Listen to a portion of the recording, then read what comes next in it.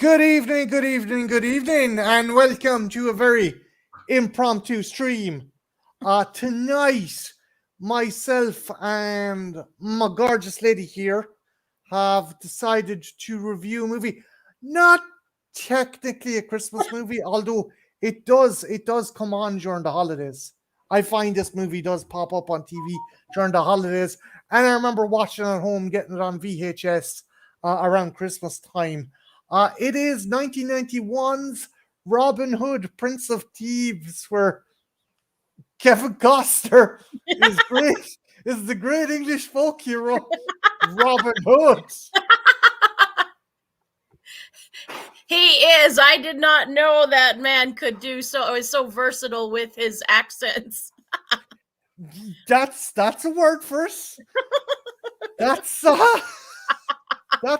that's terminology you could certainly use. Yeah, yeah. You know me with my words, and also I would be appreciative to be addressed as milady, because that means I'm like noble and highborn. Okay, milady.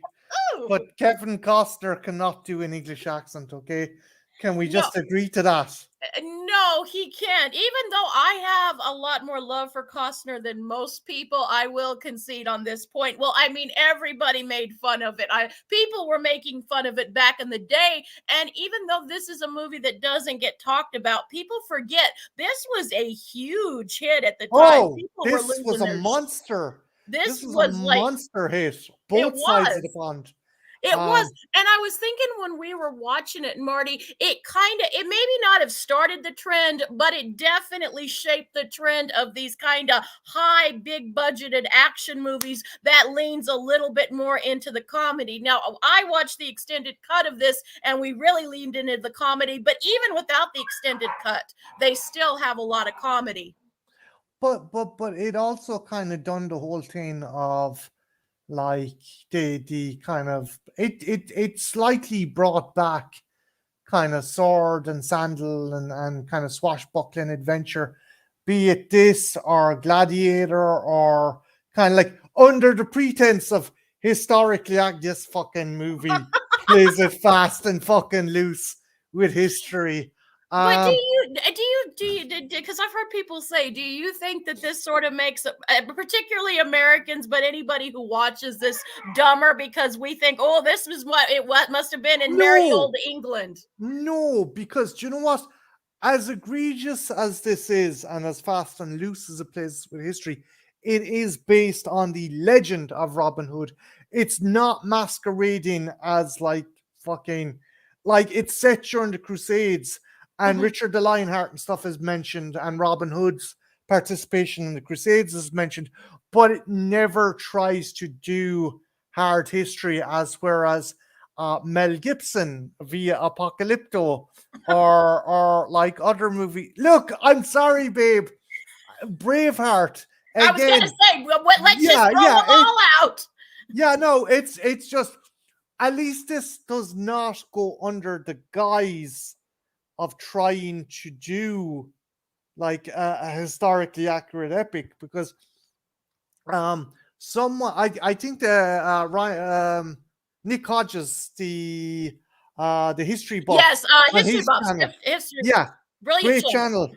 He had a quote from a historian that says a half truth is more lethal to the truth than the full one than a lie, as you can make people believe your bullshit more if you weave truth into it. Whereas this just this has certain things like weaponry and armaments and buildings and aesthetics of the time period, but it Mhm. never tries to make off that this is an educational thing.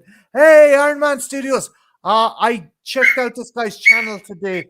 He just dropped in on me. He is a great stop motion artist and a figure collector. So if you get a chance, check out his stuff. Thanks for dropping in, dude.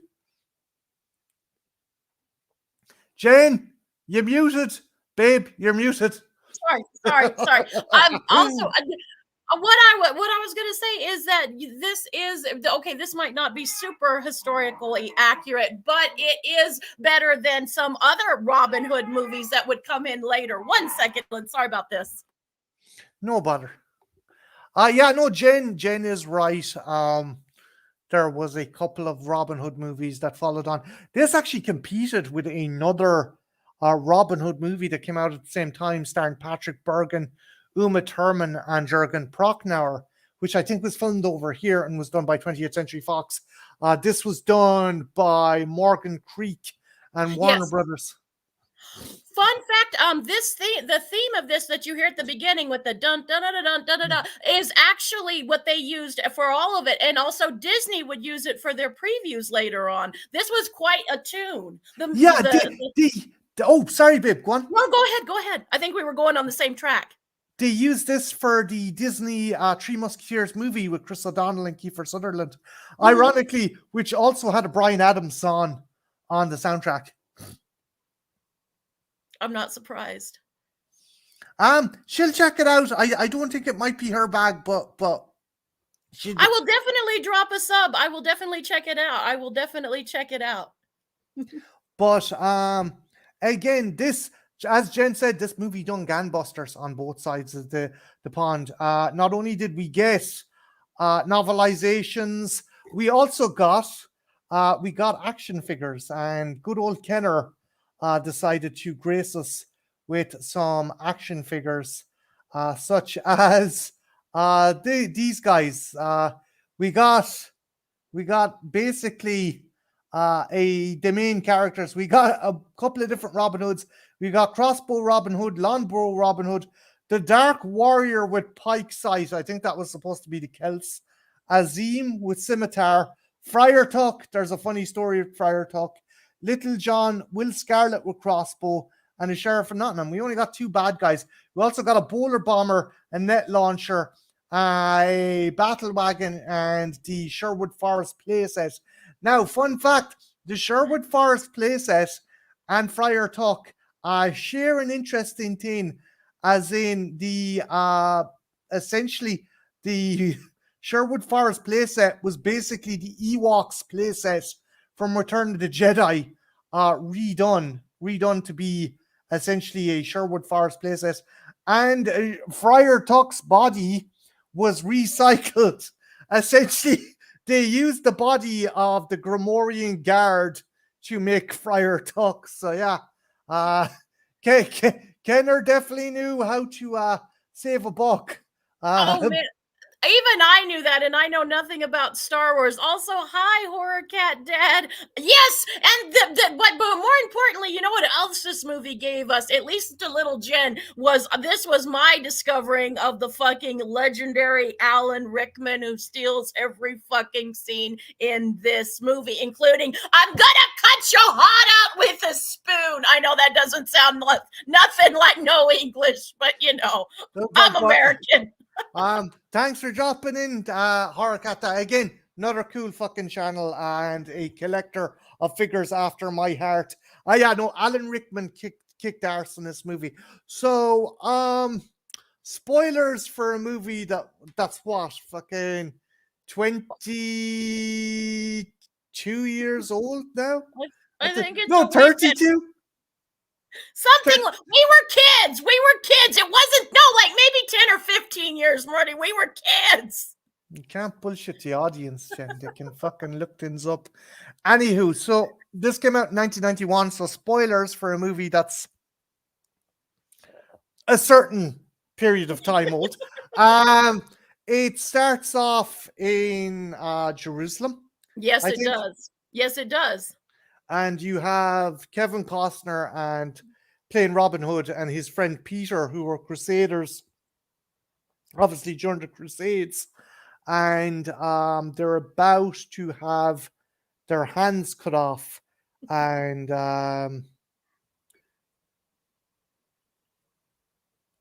this is a peaceful life. Huh? I don't get you. Okay. But yeah, no, yeah, it's Jerusalem anyway, and essentially they're about to have their hands cut off, and they're like, fuck that shit, and they make a break for it, thanks to the character of Azim. Um, it's like, it's essentially the kind of fucking buddy kind of, hey, those guys over in that country aren't those guys over in that country aren't that bad kind of thing. Oh, he was talking to Horror Cat Dag and the joke. Sorry, I'm trying to pay attention to the stream. But yeah, no. So they're about to have their hands cut off by the kind of the Turks, the guys who captured them. And thanks to Azim, played brilliantly, Morgan Freeman is way too good for this movie. He is, but he makes the movie much like Alan. Pretty much everybody in this. I mean, even giving Kevin Costner a little hell without having an English accent. Everybody in this movie really does a wonderful job. This is in a weird way paralleling Silence of the Lambs, because this is a B movie. Like, the movie itself is kind of a B movie, but you have A-list cast members that really elevate it, whether they do it through comedic things like Alan Rickman, or if they do just the handsome leading man like Kevin Costner. Everyone plays their roles to perfection. Even Christian Slater has a pretty good role in this, a very meaty role. Now, something of note if you're watching this movie, okay, guys? Costner tries. He tries to do an English accent at the start. But for half of the movie. Yeah, I don't even think he makes it halfway, babe. It peters off by his big speech. He's trying to do an English accent. So the guys escape from being fucking cut to bits by the infidels, the Saracens, as they say, and they help Morgan Freeman escape. Unfortunately, Peter, who is Maid Marian's brother, is killed during the escape, and Azim tells Robin Hood, look, you helped me escape, I owe you a life debt, like Chewbacca. Are they saying Muslims? No, actually, like that's a thing in the culture. That's actually a thing in the culture. You do owe a debt when someone does something, and if you give a life or take a life, it's interesting. They actually did get that right. I don't know if it's that literal, but there is something to that. Okay. So they managed to escape, and we cut back to England, where the wonderful and totally underutilized Brian Blessed, yes, Gordon's alive. Brian Blessed plays Robin Hood's father, Lord Locksley, and some peasant comes barging in saying that his daughter have been kidnapped by men in robes with masks. So Locksley fucking like gears up and goes out in full plate mail with a claymore, and he's getting ready to fight him. Goes right out the door, and they're all around them. They all have the castle surrounded. Well, not even surrounded. And this is something that pissed myself and Jen off. First off, Jen aptly pointed out these guys are like the fucking clan. They turn up like the fucking clan, ready to fucking roast someone in their robes. And he's on horseback. These guys, like, are they on horseback as well? Yeah.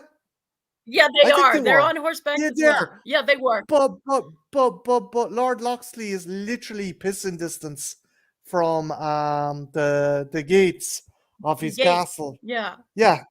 And I asked you, Marty, I said that he would have had time, because like literally he's literally outside, and they're a good distance. He could have turned around and gone inside and closed the gates, and he probably wouldn't have died. And I get, we had seen the scene earlier with Kevin Costner, about to get his hand cut off and going, English courage. I get that, but sometimes wouldn't it be more courageous to live than to die when you have the opportunity to live?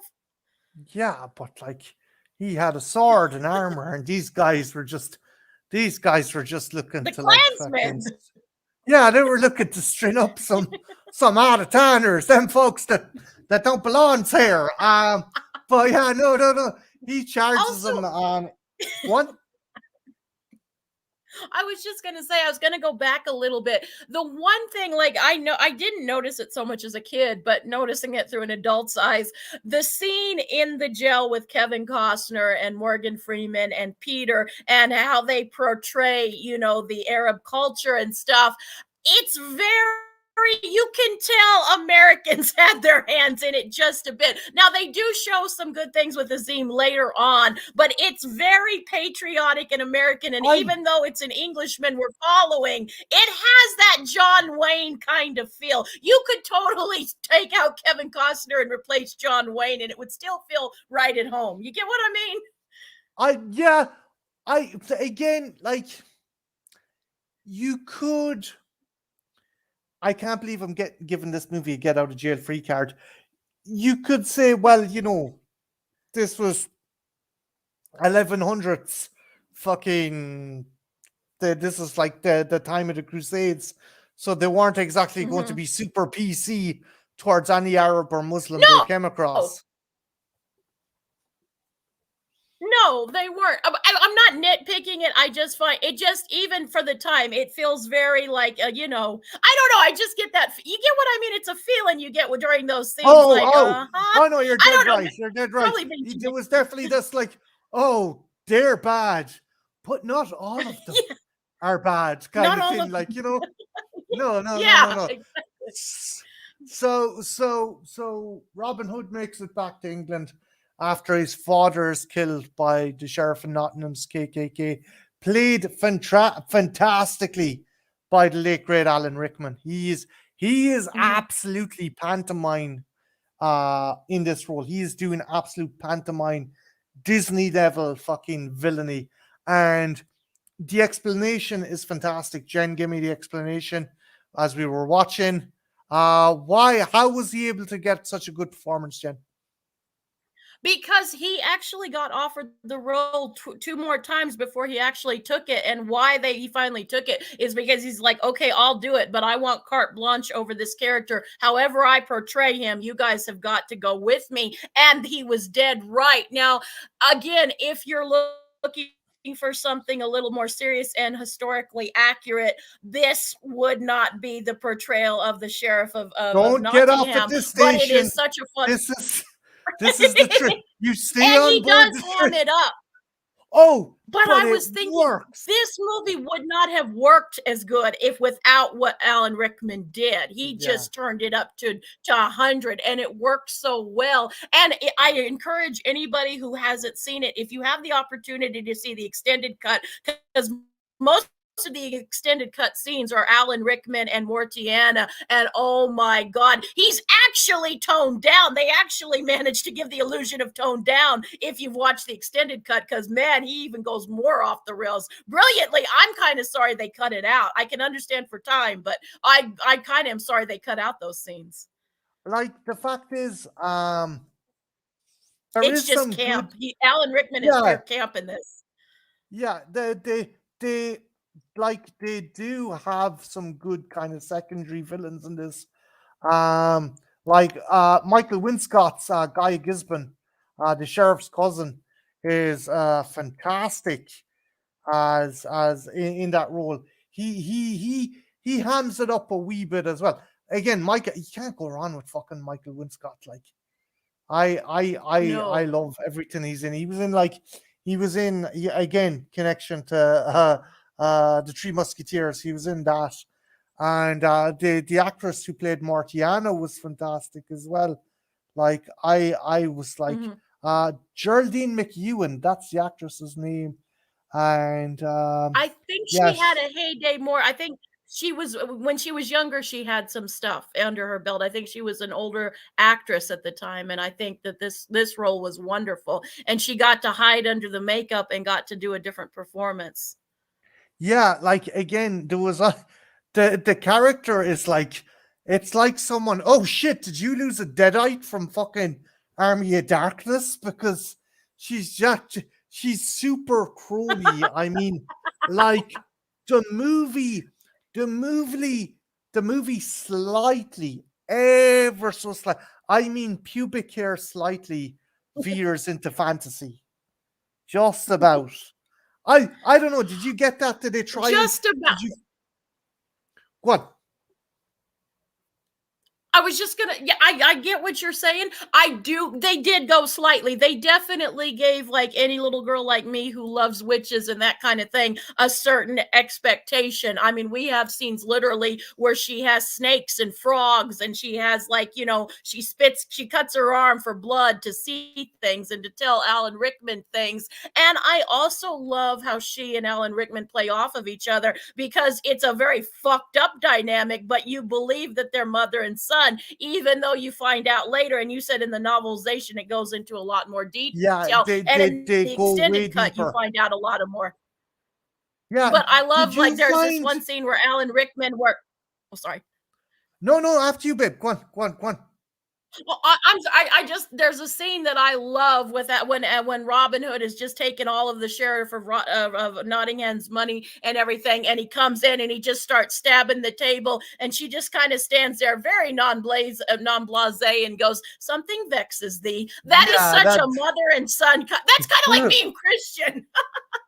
that it was those little moments between the two.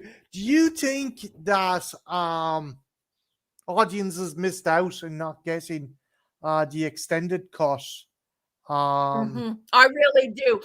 Because I think most people, like they mentioned in the chat there, everyone knows that line, the spoon. Why a spoon, cousin? Because it'll hurt more. I mean, some people might have rolled their eyes even back in the 90s and thought he went a little overboard, but most people who still remember this movie, it's every fucking line. It's not Kevin Costner's, it's not Christian Slater's, it's not even Morgan Freeman, or even Bull and Little John, who have really good memorable roles. Everyone remembers all of Alan Rickman's lines, and I think if we'd seen those extended cuts, we'd even have more lines to throw back, because there's some great lines. There's a line where he's torturing some prisoners, and he's like, "I'm sorry I had to make you guys hang around." It's really funny. Yeah. Not historically accurate, but funny. I mean, just mustache evil villain twirling. Well, at least I didn't use a spoon. This was good. This is good steel. Good steal. Yeah, that's a good one. Good steal. When he's charging down, to his quarters, and he sees the statue and the scribe. He's looking. Someone put the scar onto the statue. He grabs the scribe's hat and just starts wiping it, and then turns to the castle wenches and goes, "You 10:30, you 10:45, we're a friend." And cancel Christmas. So wait a minute, let me get this straight. Let me get this straight.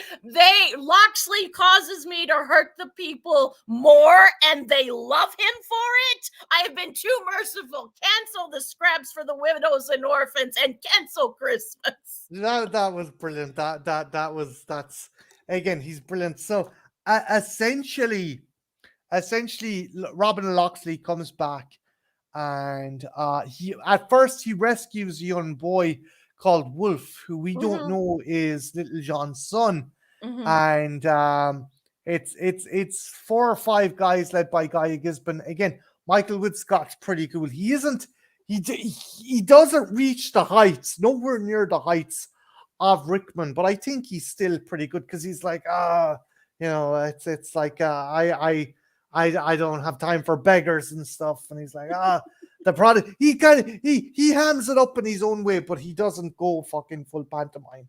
He does. I love the line where he looks at Kevin Costner and he goes, "Might I have your name, Pilgrim, before I have you run through? Robin of Locksley, the prodigal son returns. Welcome home, Locksley." It's a great scene, and it's a great establishing kind of scene as well.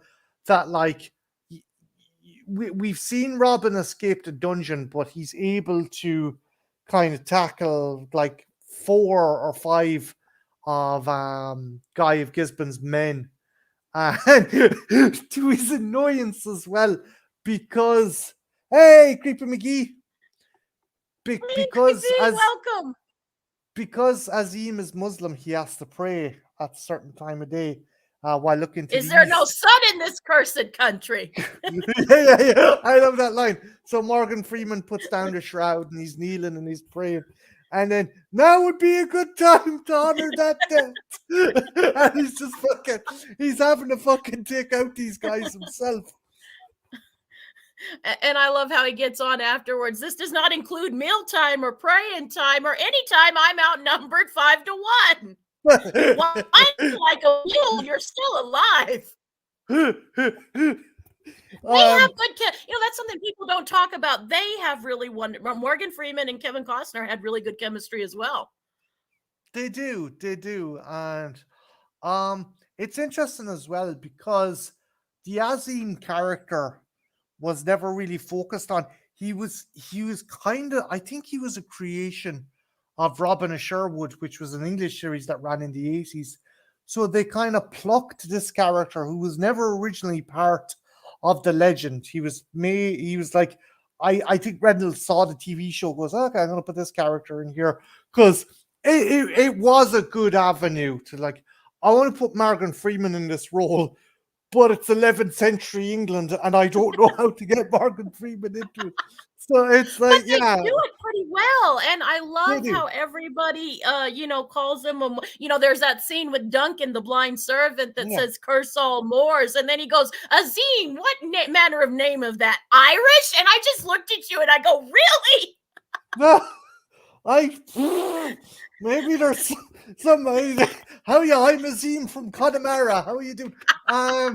Like it's funny. It's funny. It works. There is really good chemistry, and it does kind of do the whole, you know, as best as a 90s action adventure, fucking, I'm gonna use the term fantasy, can do, of Mhm. like, oh, racism is bad to an extent.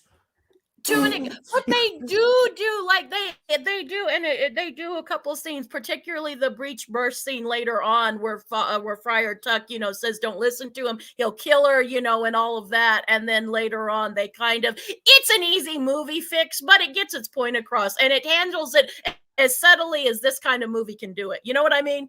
It doesn't do a Again, bad job of it. no, it doesn't. Again, keep in mind, this is most certainly a creature of its time. Its heart is in the Yes. right place. Its heart is in the right place. And as Jen pointed out, for all its flaws, and there isn't too many, but the ones it has are substantial, it still holds up. Oh, It I think it does too. And see, this is what's interesting to me is this is not generally my kind of jam, but a few of these movies stand out, and Robin Hood and Speed they're kind of in the same church, maybe different pews, but kind of in the same church. They have the kind of same beats and follows, and I love both of these movies. And really, for my movie taste, neither one of these movies should work, and I fucking adore both of them. And I think they do still stand up for the time. You can nitpick certain things, but on the whole, they still hold up really well, and they're classics. It's a shame this movie doesn't get talked about as much as it used to back in the day. Yeah, no, like as I said Bring before, a friend, yeah. I'll I'll I'll fu- I'll give this fucking movie way more leeway than I'll give Braveheart or fucking Why do you hate Mel Gibson? Why does everyone hate Mel Gibson? I don't know, he liked to wail the shit out of Jesus. I don't fucking know. Um but And but anyway, we don't know. As I've told Christian, and I'll tell you, and I'll tell everybody, for Apocalypto, no, we weren't there. There could have been conquistadors in that time period. We don't know. Did anyone have a smartphone back then to prove it? I mean, just because historians say it is, they don't know either. They weren't there. I am so sick of everyone giving shit to Mel Gibson. That is a fucking. We are doing Apocalypto. Lisa is with me. Lisa's the only other person who loves that movie like I do. well, with all the shit going on in Gaza, maybe Mel Gibson might get some form of redemption, or fucking mightn't get it so fucking hard as of late. But anyway, I'm sorry. I don't. We're getting into politics. Shit. Okay, let's move. Let's move on. So anyway, right? Fucking, fucking. They end up going to Locksley's castle after they save Wolf, Mm-hmm. and yeah, hey, Nigor. They end up going to Hey. Locksley's castle after they save Wolf, and yeah, it's in And bits. also the little, I don't mean to interrupt you, Marty, but the little boy that plays Wolf that kid was really good, and he could have easily, that role could have gone into the cutesy territory, but he's really good with all the cast members. And I love when Kevin Costner looks at him and, did you really kill a deer? Hundreds of them. And then he just Yeah. scampers off. He's a cute kid, but he's not that sickeningly sweet cute kid. And that's hard to find in 90s film. And he holds his own as well in the fight and stuff later on. Yes. So they go to made you lose your train of thought. I'm sorry. No, you're okay. They go to Locksley's castle. They find out it's burnt as shit. His father's hanging from the rafters, and then Duncan comes out of hiding. And Robin's like, "Why the fuck didn't you take my father down?" And he's like, "I would have, but," and reveal he had his eyes cut out, and he can't see. Mm-hmm. So Robin is like, "Fuck this shit. I'm gonna get revenge." So he kind of buries his father. What? Can I ask a really stupid question that has bothered me since I was like 9 years old, the first time I saw this movie? Yeah. Can I ask a really dumb question? Okay, so like, I know they took his eyes, but presumably Locksley's father was still alive when they hung him up in the cage, or was he dead when they hung him up? They left him in the cage, right? Couldn't he have like talked to the dude, and like between the voice he could have maybe figured out how to cut him? That's always bothered me. I'm like, maybe that's a stupid thing on my part, but it always has bothered me since I was a kid. Sometimes they'd execute a prisoner and leave him as in a gibbet. I don't know the term for it. It was basically a cage that you would hand the corpse up on, or someone who was injured, your prisoner if they're injured, and crows and ravens and some other did come and they'd feast on the body parts. So it wasn't really like. I get that. I just assumed like they left him up there without any food and water and he just slowly died. But I thought like if he was still halfway alive, he could have talked Duncan, even without his eyes, could have maybe talked him down how to figure out how to. I don't know. It's just since I was a kid, I was like, maybe if he was alive, if Locksley's father was still alive, but he probably was dead. And it's a stupid question anyway. It's just always bothered me. It's not a stupid question. Yeah, he does. McGee's right. Well, what's this? Maybe because I'm Irish line in Shawshank. Yeah, because in the original novel, wasn't it a redheaded white dude?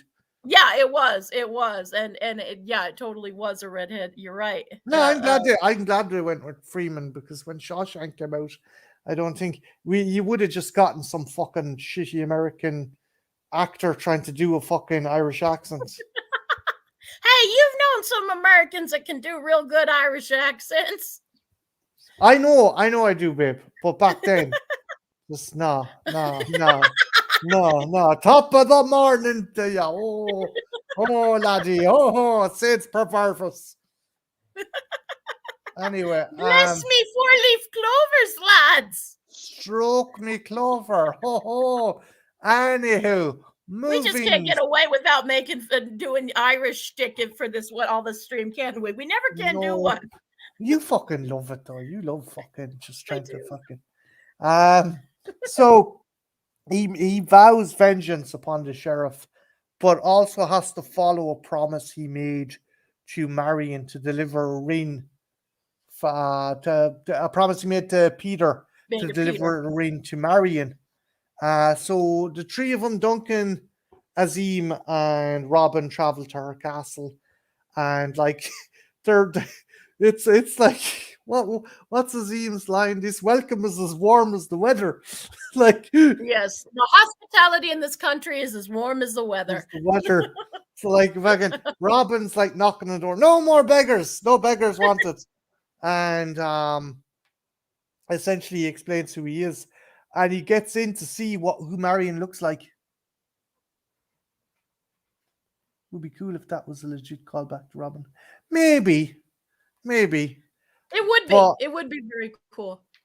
But also, you pointed out something brilliant, Marty. That before we get to, I keep interrupting you, and I apologize for this, but you brought up a brilliant point. when Robin Hood when Kevin Costner makes the thing with his father, Oh he yeah. does literally a blood thing. He cuts his hand, and I didn't think much about it, but Marty pointed out that is not something you wanted to do, whether you were a poor person or a noble person, because of just all the uncleanliness and all of the problems back then. You were basically asking yourself to kill yourself with a cut like that. It wasn't no good. What is this tetanus you speak of? Good Lord. But it's a good dramatic scene. I do like the blood pouring over his father's grave. It's a very dramatic scene.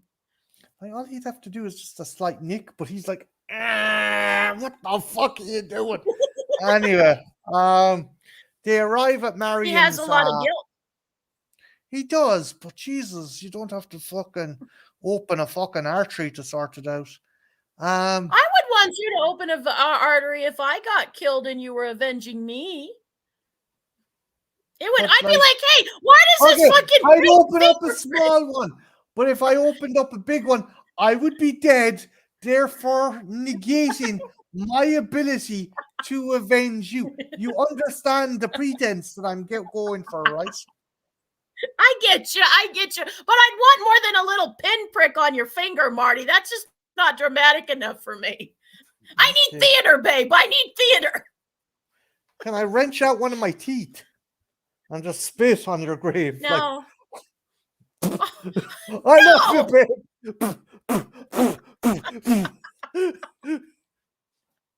Is that an Irish thing? Yeah, it is. We'll say it is. So Robin Hood goes into Marion's kind of estate, and he meets who he thinks is Marion, and she's like this kind of hefty block of a woman. He goes, "Oh, the years have been kind," and she's like, "Oh yes, Kind. Robin, yes, the boy who used to burn my hair as a child." And next thing, this bloke in a suit of armor comes over and like fucking holds a sword to his neck and is like, "You best leave now." And Robin's having none of it. So a fight starts between this person in a suit of armor. And like, when you initially saw this, were you like, oh, did you suss out this was Maid Marian? Not at the time, but I kind of did, because I was like, Maid Marian would be, no offense to the actress, pretending to be Maid Marian, but I was like, that's not Maid Marian. She's always supposed to be really pretty and a little younger. So I kind of did suss it out. I did, even as a kid, I kind of thought that's not Maid Marian. But it turns out the person who's trying to slice and dice Robin Hood in suit of armor is Maid Marian. And as Jen pointed out, yes, this was the early inception of girl power. Girl power, Spice up your life. Again, but it's not. Go on. Go ahead. No, you go on. As you said, it's the inception of girl power. It was women could stand up for themselves, but they couldn't rescue themselves, could they? They could not be allowed to rescue themselves or get out of danger. I'm going to say something really un-PC, but I don't fucking care. It's not as romantic. I don't want to fucking save myself. I don't want to open my own car door. God damn it. That's why you guys have penises. You're supposed to go milady and make us feel dainty and pretty. Jen, do me a favor. Never put the word penis and car door in the same fucking sentence, okay? I mean, we're capable of it, but it's nice to have a man do these things. I mean, it's just chivalry. It's romantic. Chivalry. You like chivalry, yeah. I do like chivalry. I really do. It's important to me. And so, like, I'm fine with this. Maybe because I grew up in this age, I'm fine that Kevin Costner has to do that scene and all of that. It's romantic. It's very romantic. Do you think that while she was kind of a damsel in distress per se, she did give a kind of very kind of positive kind of role model or a positive representation of Maid Marian? She did for the most part, except for the end when Alan, and I know I'm really jumping the horse here, and I won't talk too much till we get to it. But I will say the part that annoyed me with her is she's just standing around when they're fighting in the in the church thing, and she's got a couple of times. If that was you fighting Alan Rick, I know she does do the one thing, but for most of their battle, she's just kind of standing around and screaming. What And if if she that got a fucking sword in the eye? I know, but if it would have been you, I would have risked it because, like, it goes, like the movie says, worth I wouldn't dying have for. It wanted you goes two to. ways. I wouldn't have wanted I you know you to. wouldn't have wanted me to, but it would have gone two ways. And like, she should have. Kevin Costner showed she was worth dying for. She didn't exactly think that of him, and if it would have been me with you, I would have. She was having a really rough day. She was forced into a Nearly marriage and raped. nearly raped during a fucking pitch battle. You can kind of fucking understand. But she does for the most part, except for that. And I'm being funny, but I'm not, except for the ending where she does give the one thing, but for most of it, she's standing around. But for the rest of the movie, yeah, she does kind of show a strong woman.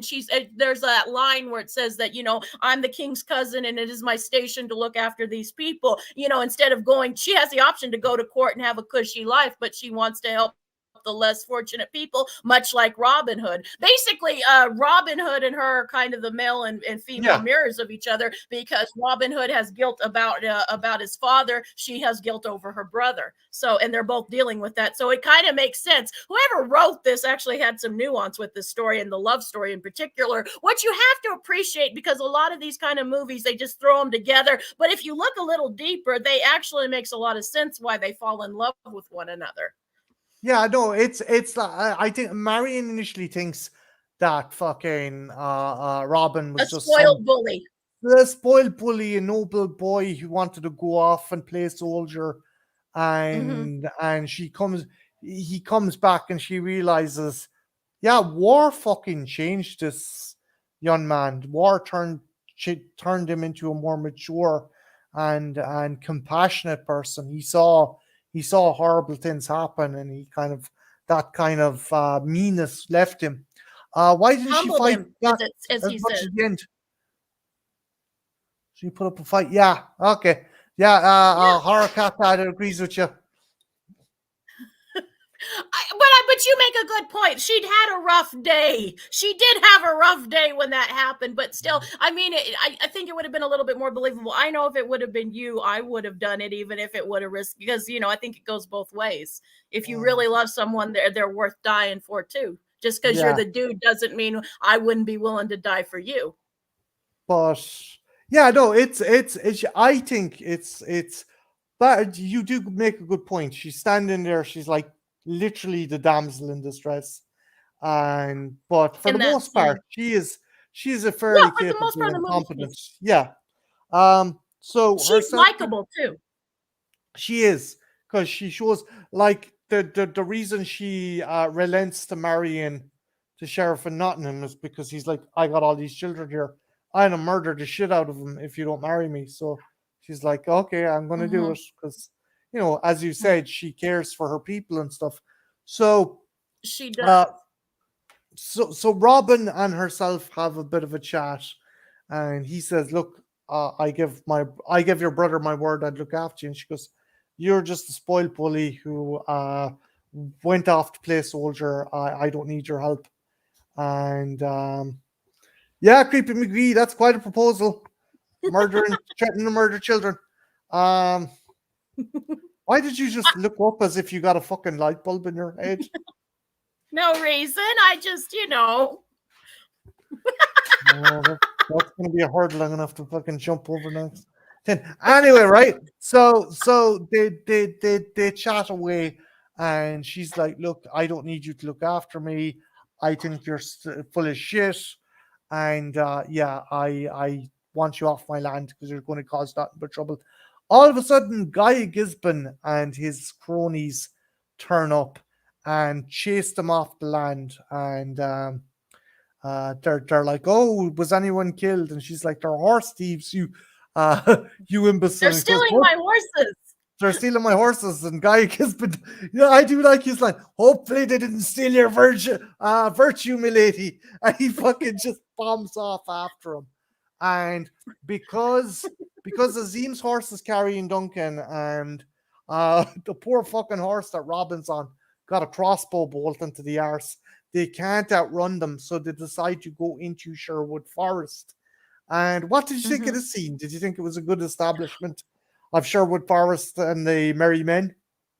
I did. And it was kind of again, it wasn't the same to kind of tale that I had because I'd grown up with the Disney version of it, and I like the fact that where Duncan goes, Sherwood Forest is haunted. And I like Kevin Costner's line of either we take chances with the ghost or become ghost ourselves. And it doesn't give you too much exposition, but it gives you enough to understand what's going on. And then you see later on that it's not ghost, it's a child's toy, it's wind chimes. Wood And then chimes. you get introduced to yeah, you get introduced to Little John and his band of merry men, including Christian Slater, who for some reason, and me and Marty couldn't suss it out, why would Christian Slater have such a chip on his shoulder to Kevin Costner? And don't you think they kind of look like, I could kind of see a resemblance No, there? it's What could because that be?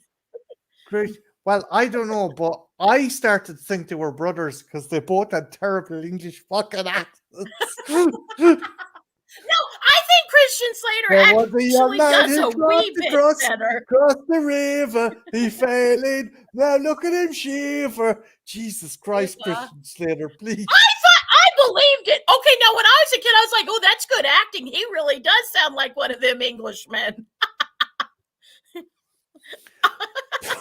I bet that's how they talk like. Little 9-year-old Jen was like, wow, that's really good acting. Not I wish that I they're could talk like that. Now, keep in mind, guys, as the movie's going on, Gloucester is slowly realizing It's eroding. His English accent it is is. just He's eroding. like, this ain't working. I'll give it 5 more minutes, but this ain't fucking working. So essentially, we're introduced to Little John, who, Mm-hmm. interestingly enough, isn't I a lot of the movies from the Disney animated movie to the red the Green Hood Down movie with Jamie Foxx, I they love that always have. movie. I know you do, babe. I know you do. Um, Nick Brimble plays Little John, and he is not the kind of sidekick character as we've established. Azim, they wanted Morgan Freeman for their movie. Mm-hmm. But I like what he does with Little John. I mean, they still make him work, even though he's not the same inception of Little John as we were familiar. And it kind of breathes fresh life into an old story. I kind of like the way they do that. And you can tell that they're not bad guys, but at the beginning they really are joshing Kevin Costner, and Christian Slater's going little rich boy, and the river thing. Which fuck you, Marty. I thought that was a good English accent. And you got to pay a toll, mate. And he's like, this is dear to me. It's dear to us too. That'll feed us for a blimmin' month. And they go into the river, and I like that. And he's a big hulky guy, but he's not stupid by any means. I No, like it. and I really like the introduction of everybody. it is a classic. It is a kind of classic thing from a lot of the stories and stuff. The introduction is that Robin has to best Little John to gain his respect, and Creepy McGee, Mhm. no tolls, no rolls. So there is a fight, and like you obviously Costner's not going to be killed, but fucking Little John whales the shit out of him, and he falls down a waterfall, and Little John's like, "Oh, it's a shame. He was a brave, he was a brave fella." And fucking Robin Hood comes up out of the water and hits him in the. A lot of people getting hit in the fucking sack in this movie as well. Do you notice that? Yeah, I love these scenes. Wee! God damn. Just fucking Robin gets fucking kneed in the balls by Maid Marian, and then he fucking use a javelin pole on poor Little John's bollocks, and he um he gains his That's respect, kind of hot. and they settle down with the merry men, and they're chatting away, and they're basically talking about how why they're outlaws because they haven't paid taxes to the sheriff, who's basically bleeding the land dry, trying to raise enough funds to kind of a big plot point that we'll get into later on. But essentially, Mhm. they're all kind of outlaws, and they all embrace Robin, and they're Almost passing all of on. them. Yeah, almost all of them. But we'll get to that. But they're passing on wine, and they skip Azim, and Robin's like, his English hospitality changed so much since I was last here, and they look at each other and they're like, oh, okay, good. He's like, it's okay. I don't drink wine anyway. I'm not allowed because of my religion.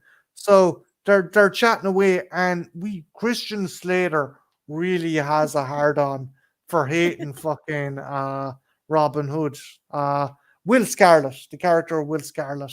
And Mhm. you're like, what the fuck is going on? Did you suss out that twist? Yeah, I can't even at a 9 year, and it wasn't because I was particularly smart, but you kind of figure, okay, why it isn't just because Kevin Costner's Kevin Costner. There's a reason why you have such a grudge, and they have these lingering shots where you just see Christian Slater giving Kevin Costner just these, if they were a woman, I'd call them bitch off eyes. That's basically what he's giving them, bitch off eyes and stuff. And so I kind of sussed out that probably it was something like that. And again, it's very much of its time. Like this is a movie where, much like how we're doing the racism angle, they're trying to kind of give you a little bit of a different angle, and it's something we haven't heard. I actually liked this. I know some people really didn't, but I kind of like the fact that they're long lost brothers. Although I do think it's interesting how Kevin Costner later on goes, I have a brother, and it hits him for a minute, but then he's totally cool with it. And it doesn't take much for Will Scarlet, with all the hatred he has toward him. They're all of a sudden they're cool with one another. One minute he's going to betray him, and then the next he gets lashes, and he goes, "I want to know what we're going to do, brother." And there's this scene, and it seems to happen a little quickly. I know we're running for time, No, but it does. And there is a bit of a throwaway line like, despite my hate, I dare to dream that you gave us hope. And I was like, okay, we'll, we'll take it. Right. No, but you get what I mean. It's like, no, yeah, it's like if you're asking directions. If I need to go to fucking Jen's house, and I pull up and stop by someone, and I was like, how do I get to Jen's house? Well, you go left. That's it. Yeah, right, grand, off I go. We'll take us. you feel like maybe behind the scenes, maybe Christian Slater was going, if fucking Alan Rickman wasn't doing all this goddamn improving, maybe we'd have more time so we could kind of make this more organic. But he's eating up the goddamn ham is Oh eating yeah, up all yeah, of yeah. our It's time. like the fucking set decorators are like, will someone tell Mr. Rickman stop chewing on the fucking scenery, please? And the director's like, no, I think we got something here. Let's let him go. Yeah. Um. So Robin Hood, Nazim, and Duncan tentatively join the Merry Men, and Robin wants to find out because basically his father, the excuse, Devil the worshiper. excuse, the excuse sheriff made was that Lord Locksley was a devil worshipper. So Robin sneaks back into the fort, to the keep, the kind of Sherwood town, castle, whatever the fuck, Yeah. and he wants to talk to the archbishop, who apparently took his father's confession. And while there, he bumps into Maid Marian, and Maid Marian is like, Jesus fuck, are you trying to get me killed? Go the fuck away. She that's another cool thing. She doesn't go goo goo eyes for him right away. In fact, there's a lot of, Jesus Christ, you're a pain in the fucking hole. Like, you're not as bad as I thought you were, but you're going to cause me an awful lot of grief. Director was like, You Hans kind of Gruber said can the do. same thing about me, Marty. You kind of said Yeah, the same. This is probably, we're Maid Marian reversed. Reversed. You're Robin Hood. I'm Maid Marian. Jesus Christ. That's a good point, Harakat. Dad.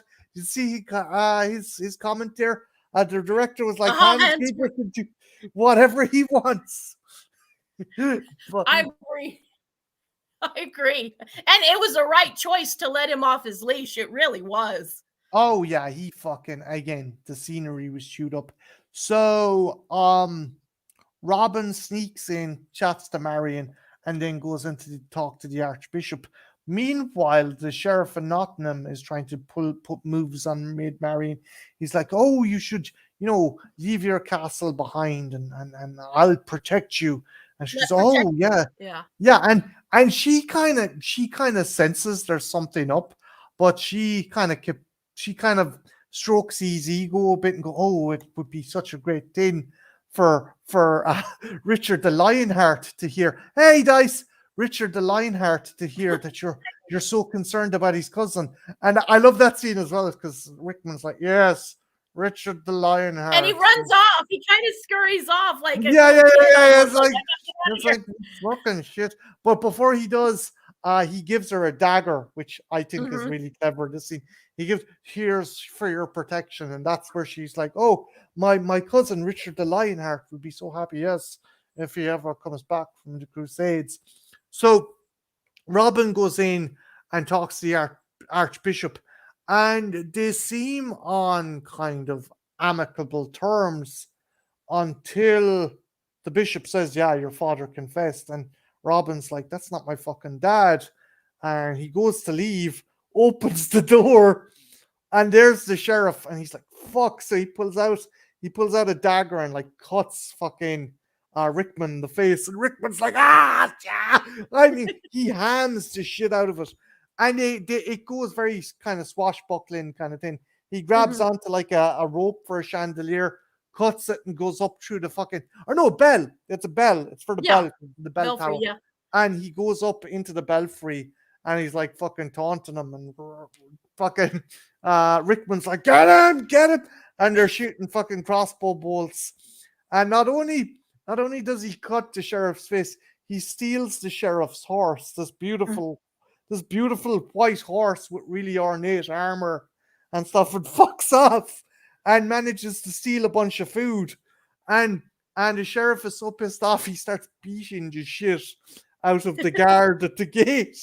And everyone's laughing, and he turns around to chase him off, and his cape gets caught on the fucking unconscious body of the yeah, that dagger was pretty good.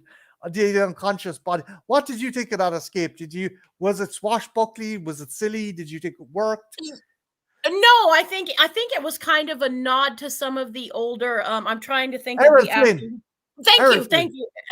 It really, really reminded me of Errol Flynn in the older movies, and I think it was a nod, and it was a loving nod. Another thing I really liked that this movie did is the Archbishop, because I kind of like, yeah, he's evil, but the way he plays it, he's kind of keeping his evilness under wraps to a degree, and he kind of has everyone fooled, thinking, okay, he's a moral man, he's a righteous man. And I like the scene before they get started talking about his dad, where he goes, "I see the boy before me, and the man that I see the boy I once knew, and the man before me." I really like that. That's kind of different, and I like the fact that we're not Yeah, just it, making it him all catches evil at first. yeah, it catches you off guard, and you're like, "Okay, is this guy an okay sort? Maybe he's not too bad."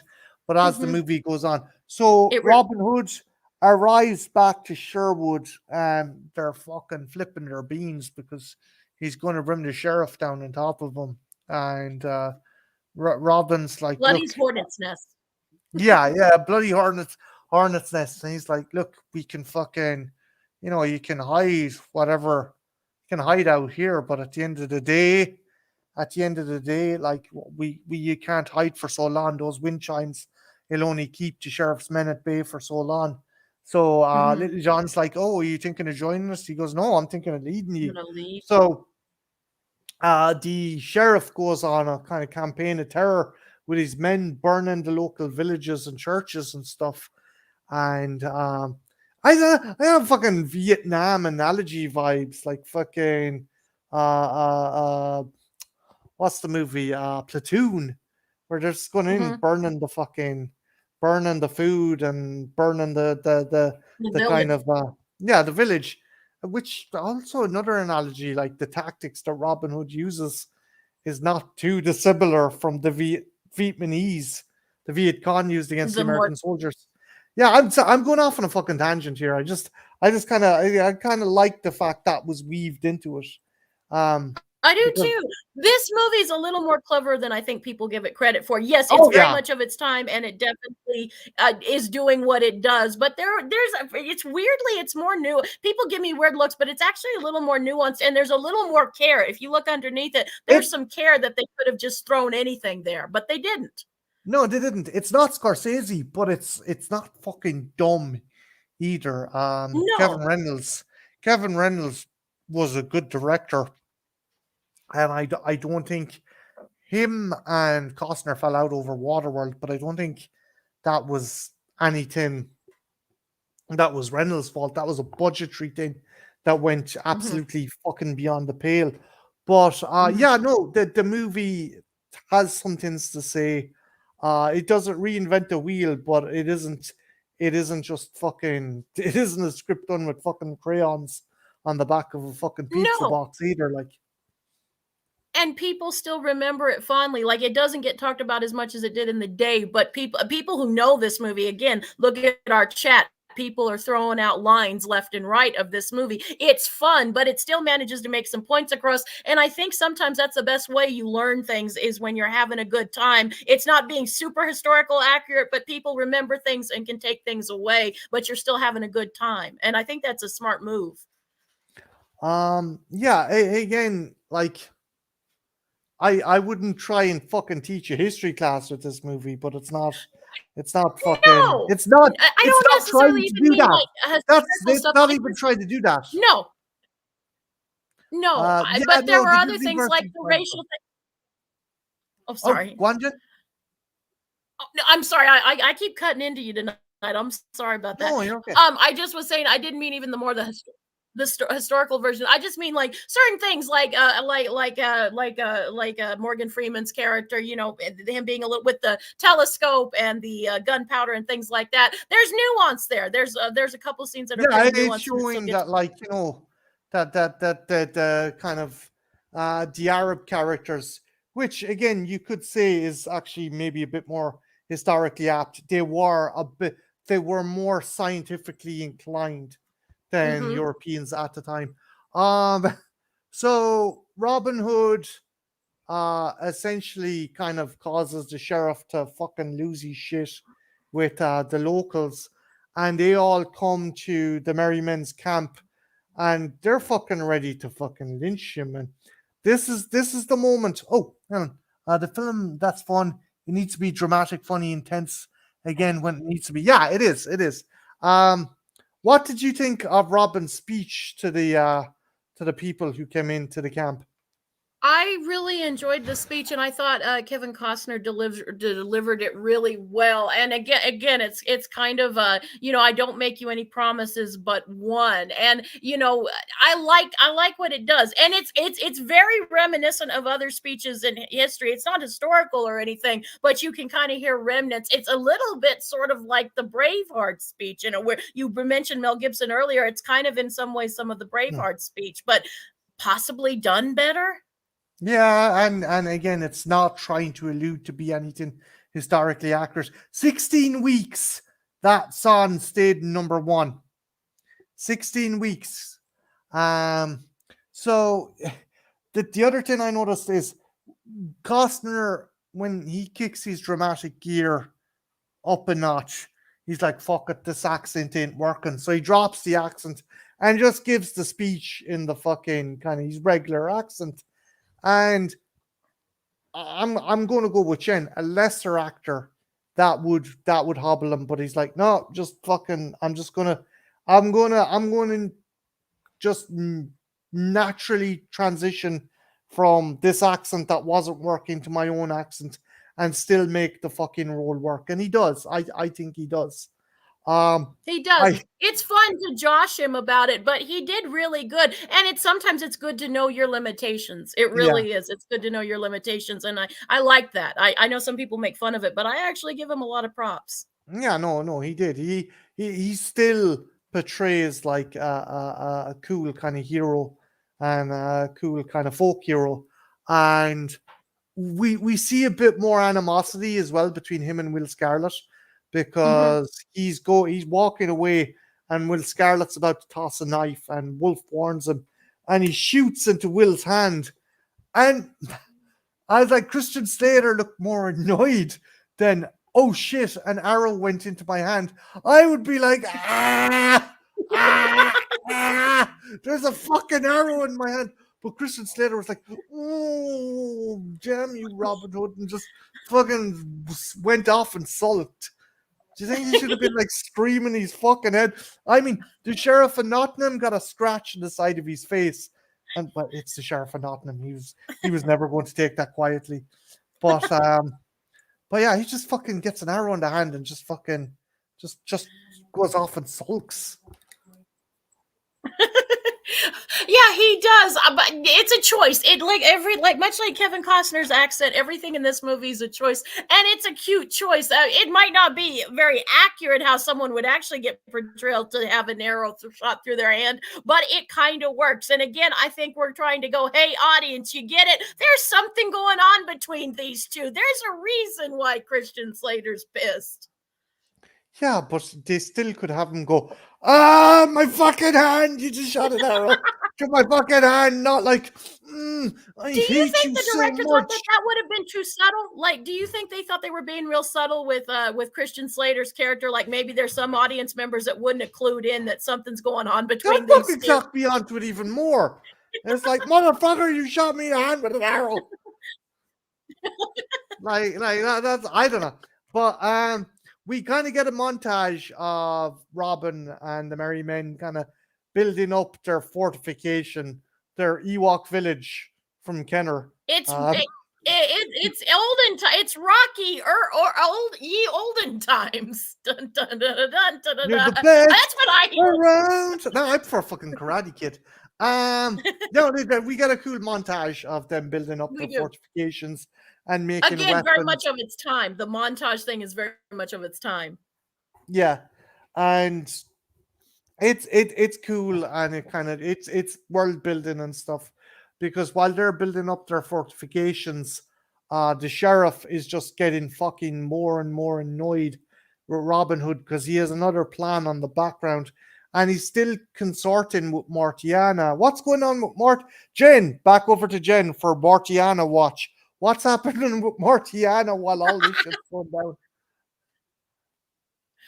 Mortiana, like again, we get some. I watched the extended version, and we get so many scenes with Alan Rickman and Mortiana, and there is this really great scene. And I really wish if they would have only kept one extended scene, it would have been this scene where right before the sheriff is going to like church, and she's kind of giving him the side eye for going to church because that ain't her vibe, that ain't her people, and he's like, I love the old ways. That's where my heart belongs. But with this crowd, especially on a Sunday, you have to present a certain way. And like he's doing the cross, and like it's upright, and she's pissed about it. So he switches it, and Alan Rickman gives a great line saying, "It does whichever way it's positioned, it doesn't look much different to me." And you kind of get a little more insight about his parentage and that what is going on. You said the novelization really does too. Yeah, it goes into it. And I think the extended edition. Now, here's the funny thing, guys. I stuck in the normal edition because I thought if any copy Jen finds online, it would be the theatrical version. But lo and behold, that fucking backfired fantastically because this fucking gorgeous lunatic in all the cosmos of the internet somehow managed to find the extended edition. So I had to pause and fucking just like, oh Jesus, what's on? And I was getting jealous as well because Jen was, oh, this is really cool. I'm like, bitch. I wasn't doing it to be an asshole, Marty, but like you and everyone else really needs to see those extended scenes. They're really great. They are, and the back and forth between Rickman and Mortiana as well, I'd say is sheer fucking gold.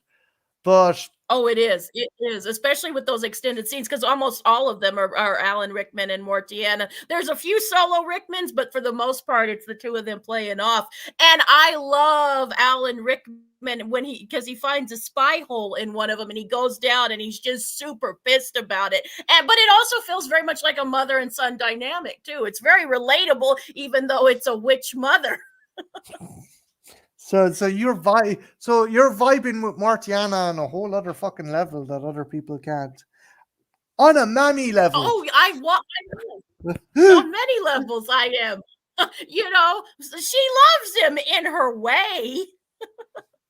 But so we cut back and it's montage also of Robin Hood and his merry men robbing people, and like one lord's kind of coach is held up, and his fucking honeypot daughter or wife or something. Uh, Robin Hood just opens up the door, and such a beautiful lady does not require such trinkets, and like. It's like he like takes her in and kisses her hand, and her fucking gooch is soaked at this fucking stage. She's like, ooh. I mean, And the dude, wouldn't anyone's Marty, even a dude, wouldn't anyone's if Kevin Costner in his day would have done that to you? Wouldn't you've been like, oh, Jane, if I came up in a balaclava, you didn't know me, and I started pulling your jewelry off, would you be like, ooh, as you long as didn't it notice wasn't the me? ring well, then you wouldn't be taking because I didn't know you. It wouldn't be the only ring I wear constantly is the one you gave me. So like as long as it's not the one, but I wouldn't know you in this world. So yeah, if it was you, I'd be like, hello, hi. But Call me. we were then introduced to Friar Tuck, who's played by Mike McShane, Mm-hmm. who for the longest Another period great character. another great character. For the longest period of time, I'm a dumbass. I am a dumbass. I was like, oh, this is Don DeLuise. I genuinely thought for years, I thought this was Don DeLuise. You're not wrong. They do that in Men in Tights. You're not wrong. You're just ahead of the curve, darling.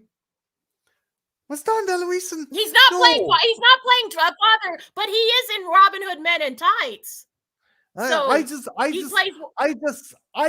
looks like Don DeLuise, or am I he totally off the mark? does. He's a better looking Dom DeLuise. He's a slightly, but he totally does have that same profile. He's a little bit more. He's a little bit. I didn't say great. He's not Kevin Costner good looking, but fuck off, Marty. Fuck off. Don't fucking judge me. Fuck off. Jen, have you the hots for Don DeLuise? No, I do not have the hots for Dom DeLuise. I do have the hots for mulleted Kevin Costner, though, because you asked me, is a mullet ever hot? On Kevin Costner, it is. Hot take. Fucking good thing fucking Kevin Costner doesn't fucking own a junkyard in New Mexico, or I'm fucked. So anyway, right. Going on. So he's dating Jewel. He's dating Jewel. I'm not surprised. I'm not one bit fucking surprised. Anyway, going on. So they end up intercepting the caravan with Friar Tuck and Guy Gisborne, and essentially they trick Gisborne into leaving the main part of the caravan, and they capture it. And when Gisborne comes back, everything's gone. They've captured Friar Tuck. Friar Tuck is like, yeah, I'm not giving you my drink. And Robin Hood gets the shit kicked out of him a lot in this movie. Maid Marian kicks shit out of him. Yeah. Fucking Friar Tuck kicks the shit out of him. Little John kicks the shit out of him. Yes, he's fucking hole kicked a lot. But they wanted realism, Marty, so they wanted to make him not so like the previous incarnation.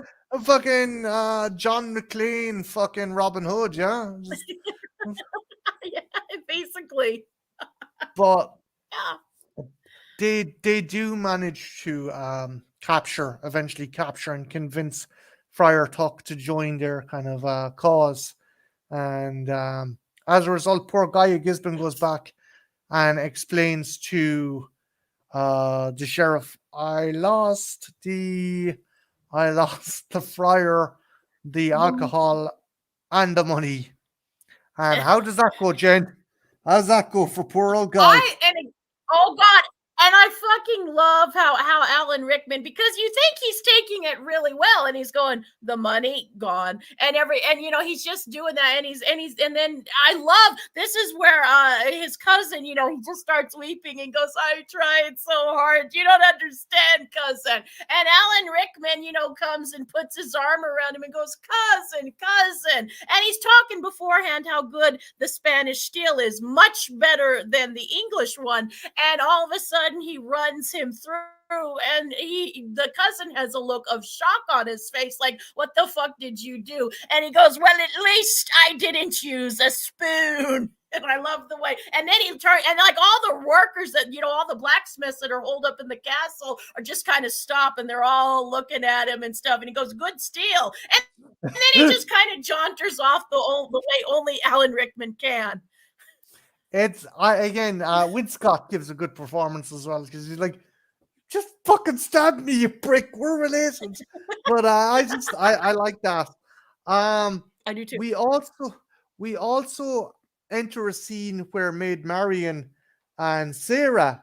Yeah, that's her kind of Yeah, that's her handmaid. Yeah, that's the chicken from basically the Disney version. Yeah. It's the chicken from the Disney Lady version. Cluck! Don't look at me like I'm crazy. Look, Google it, fuckers. No, I know who you're talking about. Doesn't she flirt with Little John in that version as well? She flirts with bear.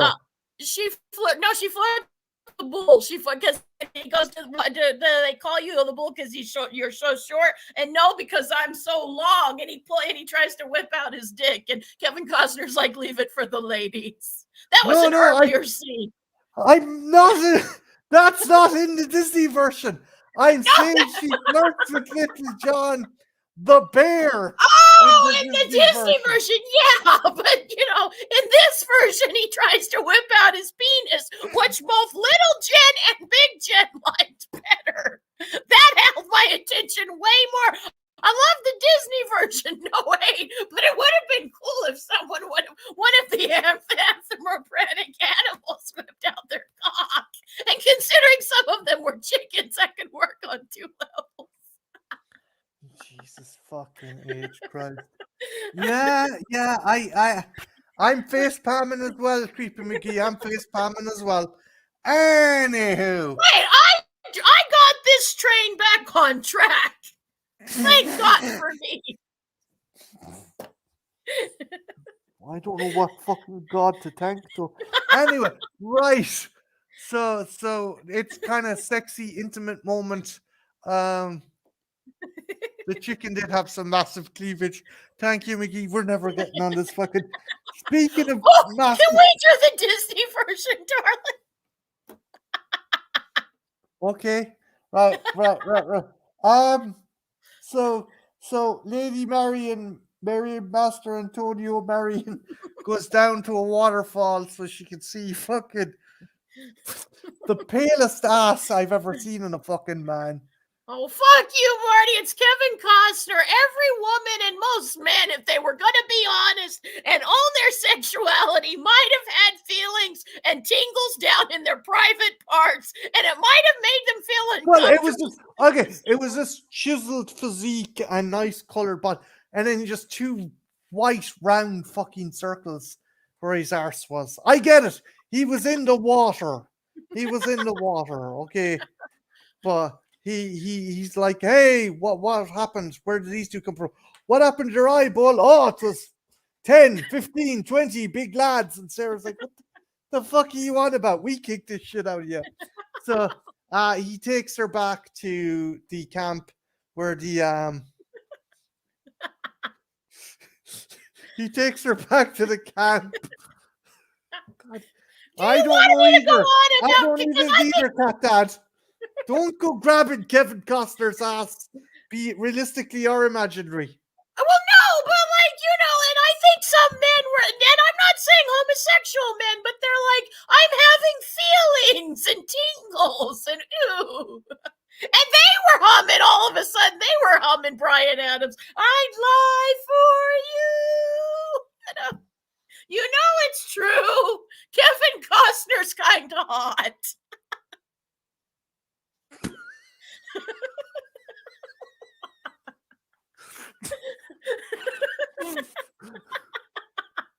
It was at this moment he realized she broke his mind. Okay, so Is this going in? God damn it, Jen. this is most definitely going in. God damn it, Jen. Right. There goes that blood pressure. So Robin brings her and Sarah back to the camp, and he shows her, look, I've looted all this gold.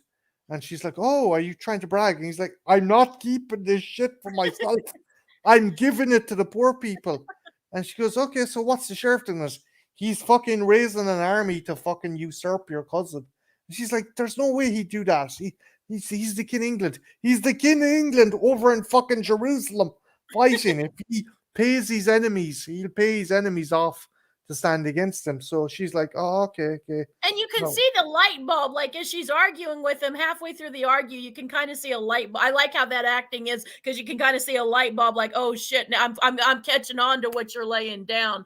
I also like how flustered she gets, and she for the cause, and she hands him the dagger, and then she doesn't know what to do, so she just kind of curtsies and does cheers, which I like. It's a cute kind of, it shows how flustered you are, and when you're around a cute guy, you say things that you might not say normally. I say shit all the time, but most normal people.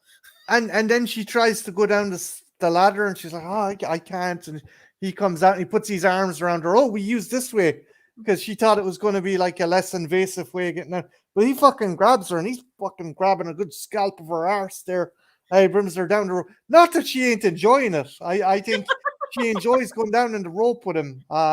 I imagine she'd love just to go down on him.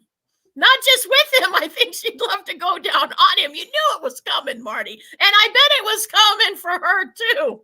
You know, I mean, it's fucking Kevin Costner, mullet or no mullet. That would have been dangerous, though, if that rope was slippy. I mean, Jesus fuck. Well, it would certainly mean choking the chicken, especially if we were bringing the Disney version of it. You're fucking Jesus. I managed to make it come around full circle. Come around. I get bonus. Go on. Okay, so we're also there's a kind of big festivities and stuff, and we're introduced to an extended scene that I liked. I didn't know it was extended, where this little girl comes over and she's talking to Azim. Yeah, did God paint you? And he's like, he's really warm and understanding, because like someone else might go, fucking racist, fucking brat, get out of here. But he's like, no, Allah loves variety. Yeah. And that's where my scene ended. But Jen, explain what happens then. It really, and it makes sense, because as you say later, there's another scene, and this scene kind of ties it, and I wish they would have left it in it. And they're talking, and it's a warm scene, and then all of a sudden Friar Tuck comes, and he's like, don't talk to her, don't corrupt her. He doesn't say don't corrupt her mind, but basically that's the gist of what he's telling Azim. Don't corrupt her mind with your fucking, ways, your fucking backward evil ways that are not mine. And they have this back and forth dialogue, and he scoops the child, and he takes her away. And again, we're focusing, and it's not handled ham-fistedly. It's actually, for the time and the place in this type of movie, it has some nuance. It actually does have some nuance about race relations and stuff like that. And then we get another scene coming up, and I feel like it ties it better. If they'd left this scene in, I think it would have worked better. So we were introduced to Little John's wife, Fanny, at the kind of quarter point.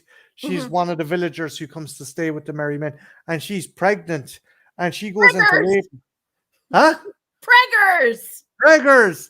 And she goes into labor, and essentially Marion and Tuck don't know what to do. So Azim goes in, I know what to do. He explains to her very calmly, your child isn't facing in the right direction. Yeah. And maybe, because was it breech or cesarean he did? Because all he says is, I've seen this done before in horses. I think it was breech, but it might be cesarean, but I think it's breech. But I didn't go to, as much as I studied movies, I didn't go to medical school. I suppose it would make more sense for him to just find a way to turn the baby, because as we were saying, this is the 11th century, and doing a fucking cesarean would Would be not have very been. dangerous. Yeah. So he like Tuck is telling fucking Little John, this guy's a fucking savage. You can't He's have gonna him near murder your her. wife. Yeah. And he's like, look, you gotta trust me, or else both the mother will and the Die. baby most certainly will die. So he clears everyone out, and Robin's like, you know what you're doing? Like, yeah, I've seen it done on horses. So Little John's outside and he just hears screaming, and Wolf comes out and he's trying to stop his father from going in, but he pushes him out of the way. And luckily enough, the baby's alive, the mother's alive, and everyone's like, you know what, this fucking this heathen isn't so bad after all. And Friar Tuck goes, I may be a man of God, but I am not the man of the world, Not a and I worldly. apologized. Yeah, I apologize, and that's a nice scene as well. That like It is. he's willing to admit he was wrong. Hmm. And it's capped off by a funny thing. He goes, will you not join me in a drink? He goes, oh, I abstain from drink. Fine, I'll drink. You talk. I You just thought talk. that was a nice. Yeah. Yeah, I thought that was a nice moment as well. It is, but it's not too like you won't go into a diabetic coma. I've No, seen no, it's some not movies that schmaltzy. take It's not schmaltzy. Um, so yeah, real so life. yeah, it is. It's like fucking. I misjudged this guy. I'm going to take the time to fucking get to know them and get to know what Hmm. they're, because they kind of become a team later on during the rescue as well. Um, They but do. Is this your y- finger? My yeah, leprous that's friend. a funny scene. So Robin tells Marion, look, you have to write your cousin, you have to write Richard Lionheart and let him know what's happening, because I can't guarantee I can stop the sheriff. So he takes her, very romantic, scenic kind of scene where like they're on the bank and there's a foggy river, and he's like, I'm going to take you back home this way, so no one can kind of talk to you or find out how to get to our camp.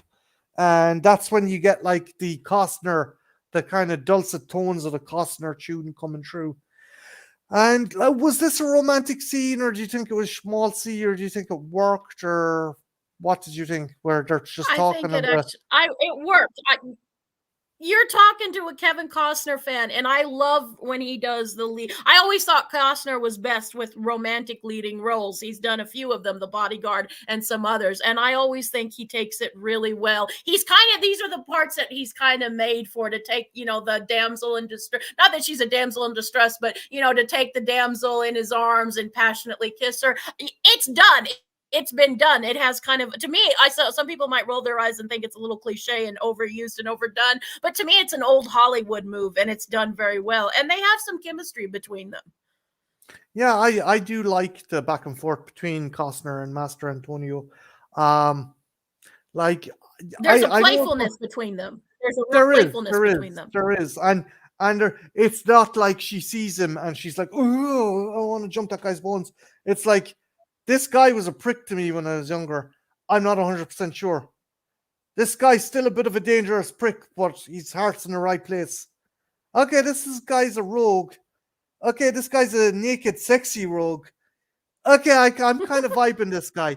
That's how it works. It isn't like Yeah, kind of from there's a progression, and there's a thing yeah. people need to know. There's this long forgotten trait called character development. I know nowadays that's what is this character development you speak of? But yeah, back in the days, there was a thing called character development, and maybe there might be again. Who I fucking knows? Go on. because it generally they see each other and they're in love is kind of nowadays, and Hmm. there is a little bit more to it. I know you immediately fall in love with me as soon as you heard my Nightingale voice, but I'm a special exception. Stockholm syndrome. Anyway, right. So, so, Marion goes back What was to that, her. darling? Nothing. Why did I cough over that? No, nothing. Anyway, so Marion goes back to her kind of castle or estate and writes her cousin, and unfortunately decides to use the Archbishop as a means to pass on the message, who we know Mm-hmm. now is under the fucking thumb of um the sheriff, and poor old Sarah Never gets fucking trust the knocked out. church. Never trust the Never church. trust. I it's, and this is someone speaking, especially the Catholic Church, because as a big part of my culture is German. We seem to throw a thing when it's a gay thing or something like that, but when it's a mass genocide, not a fucking word. That's how the Catholic Church kind of works. When they It need does. to yell and scream, shh. Yeah, very But much so. Or what altar boys? Christ almighty. I'm Anyway. not saying all. I'm not, and I'm not dogging on it. I It's get just, you. I get you. The church is fucking the last person. I wouldn't trust the church with a fucking putting yogurt in the fucking fridge, because one, they'd let it go off, or two, they'd stick their dick in it because they think it's a fucking boy, 9-year-old boy. What But did anyway, your dad always say? There never was a priest that went hungry. yeah. Well, no, that's from the Something field, along but those. that's from the field. But he used Yeah, that quote before. yeah. But the church essentially, the archbishop essentially screws over Maid Marian. She gets kidnapped, and Duncan goes off to tell Robin.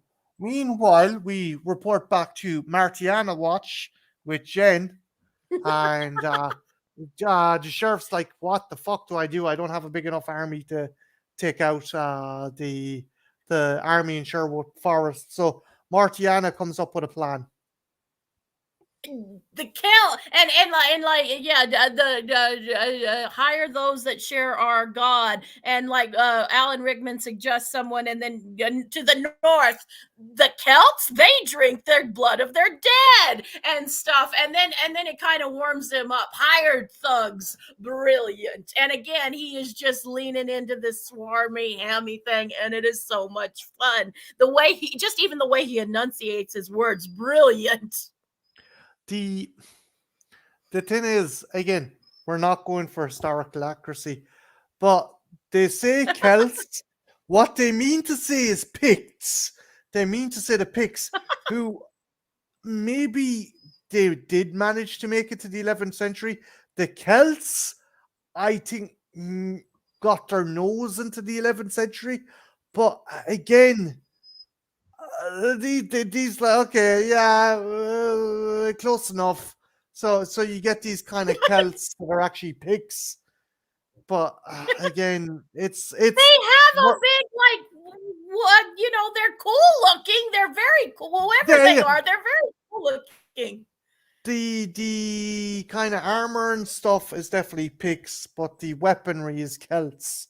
Like, except for the leader, who looks like the main the kind of the guy with the skull for a mask in Willow. Do you remember that dude?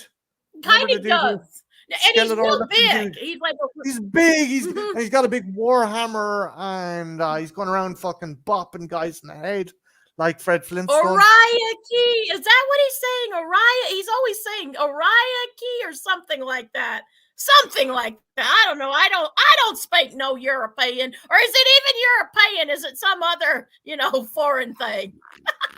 He comes in, he's like, Mariah Carey, and everyone's like, shit. That's what I hear every time he says that. That's actually what I don't want to want for I'm like, well, that's really that's really historically inaccurate.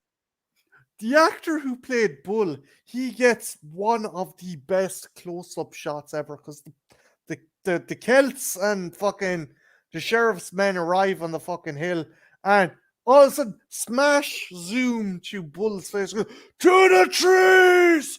To the trees! And they're like, Jesus Christ. Go on, what are you going to say, Jen? It's his close-up. It's his close-up, Mr. DeMille.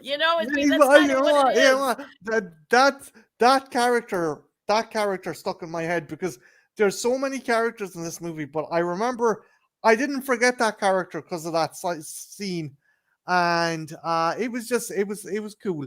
So he's got a big penis. He's got a big good That's woman. Why they call him Bull. Penis. He's got a big penis. Good stuff, babe. So. So the Celts attack the village, and the the Merry Men put up a good fight. I was surprised we didn't have a one-on-one boss battle between Robin. In my head, I had always imagined that Azim fought the Celt leader. That didn't happen though. Did it happen in any cut of the movie you were watching? No, like I said, very almost all the cuts are Alan Rickman and Mortiana, and most of them are together. There's a couple solo Alan Rickman scenes, but for the only other one is the Friar Tuck scene in Azim. That was the only Yeah. other one. That But I was expecting like this big fucking because this fucking dude is like got all the armor. He's got a big skull massive. fucking helmet.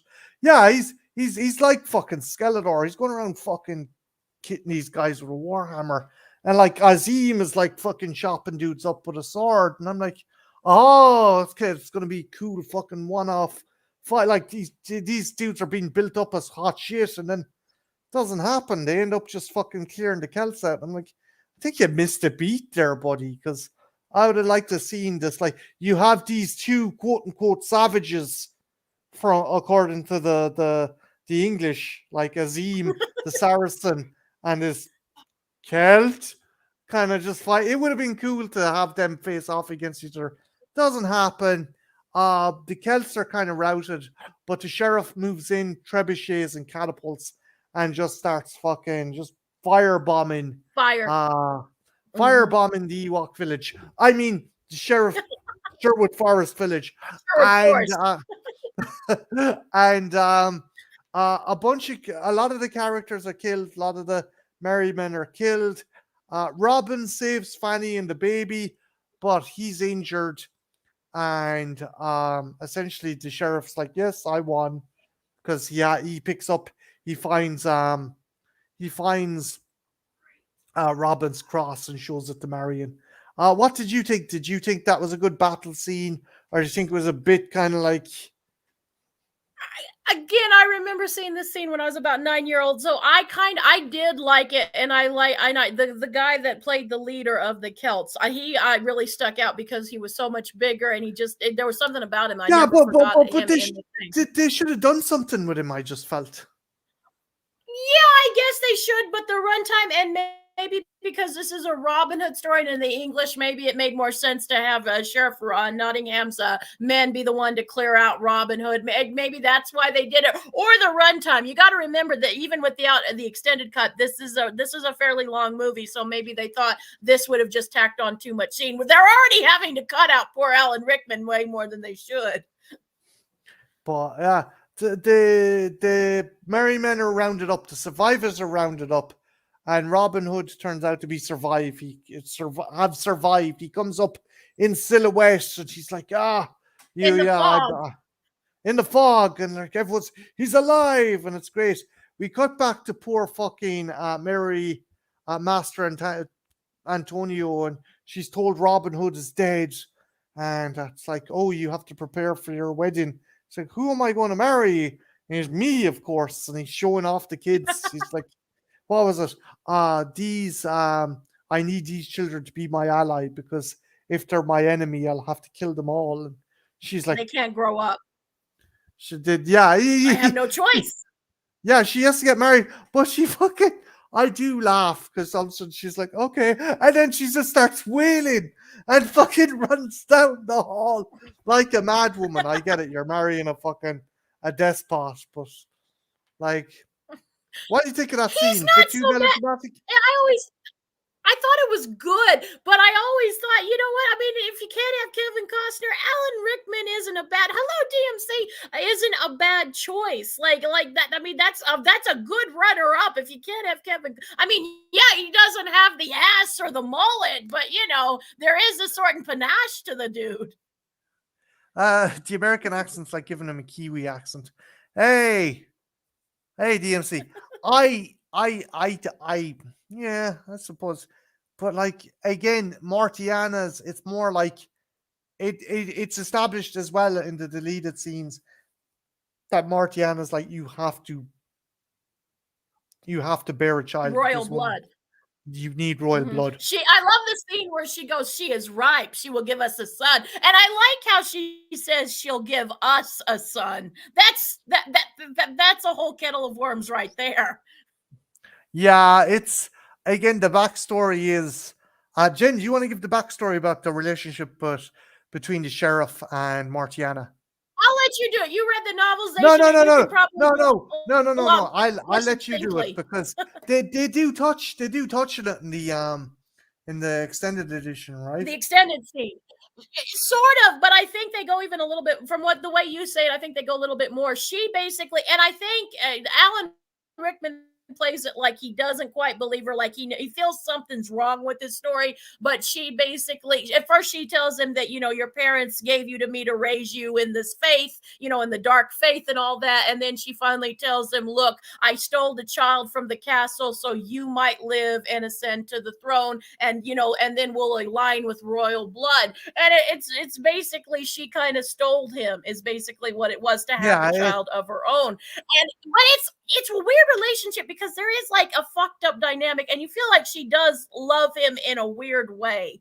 You know what yeah, I mean? and Or maybe he that's does just like me. no, no, no, like she pisses him off, like he's shut up. He just says that to her a couple of times, For once in but my life, I want something pure. sure, it's like you Would not you hit stop her. meddling? But Yeah, again, it's a mother and son. Quit meddling, mom. yeah. But it's again, so they're like he's going to marry Marion, he's going to have a child, and he's going to have a succession to the throne. So Will Mhm. Scarlet's in the dungeon hanging around with the other members, and the sheriff comes in. And he's like, "Oh, I need to find out if Hood's alive. So, who's going to betray him?" And of course, Will Scarlet's like, "I'll do it. I want him. Oh, I good. I I want to see him fucking hate dead him. more than you." Yeah, Yeah. and like Wolf's fucking losing his shit, and Traitor! And again, the kid is really good. Traitor! Traitor! It's a really but good scene. Rickman says, yeah, I'm going to let you go. But if you fucking cross me or if you try anything, what does he say? What's the threat he gives him? Oh God, what was it? I can't remember it either. But it's a very good Alan Rickman line of basically, yeah. Basically, he'll just say, "I'm going to kill you if you fuck with me." Basically. Yeah. So, um, Christian Slater escapes and he goes back to the camp and he goes back to the camp. But before he arrives at the camp, Robin Hood's burying all his friends and Duncan. And he's like, my pride got these people killed. And Azim's like, you gave these people pride. Don't Mhm. ever, don't ever, Twist that. yeah. So Christian Slater comes back and fucking Little John starts kicking the shit out of him. They're already kicking shit out of him. And he sees all the gashes on his chest. And then the bomb is dropped. Then the bomb's dropped. The kind of fucking hatred he has towards Robin Hood is explained. Oh, sorry, babe.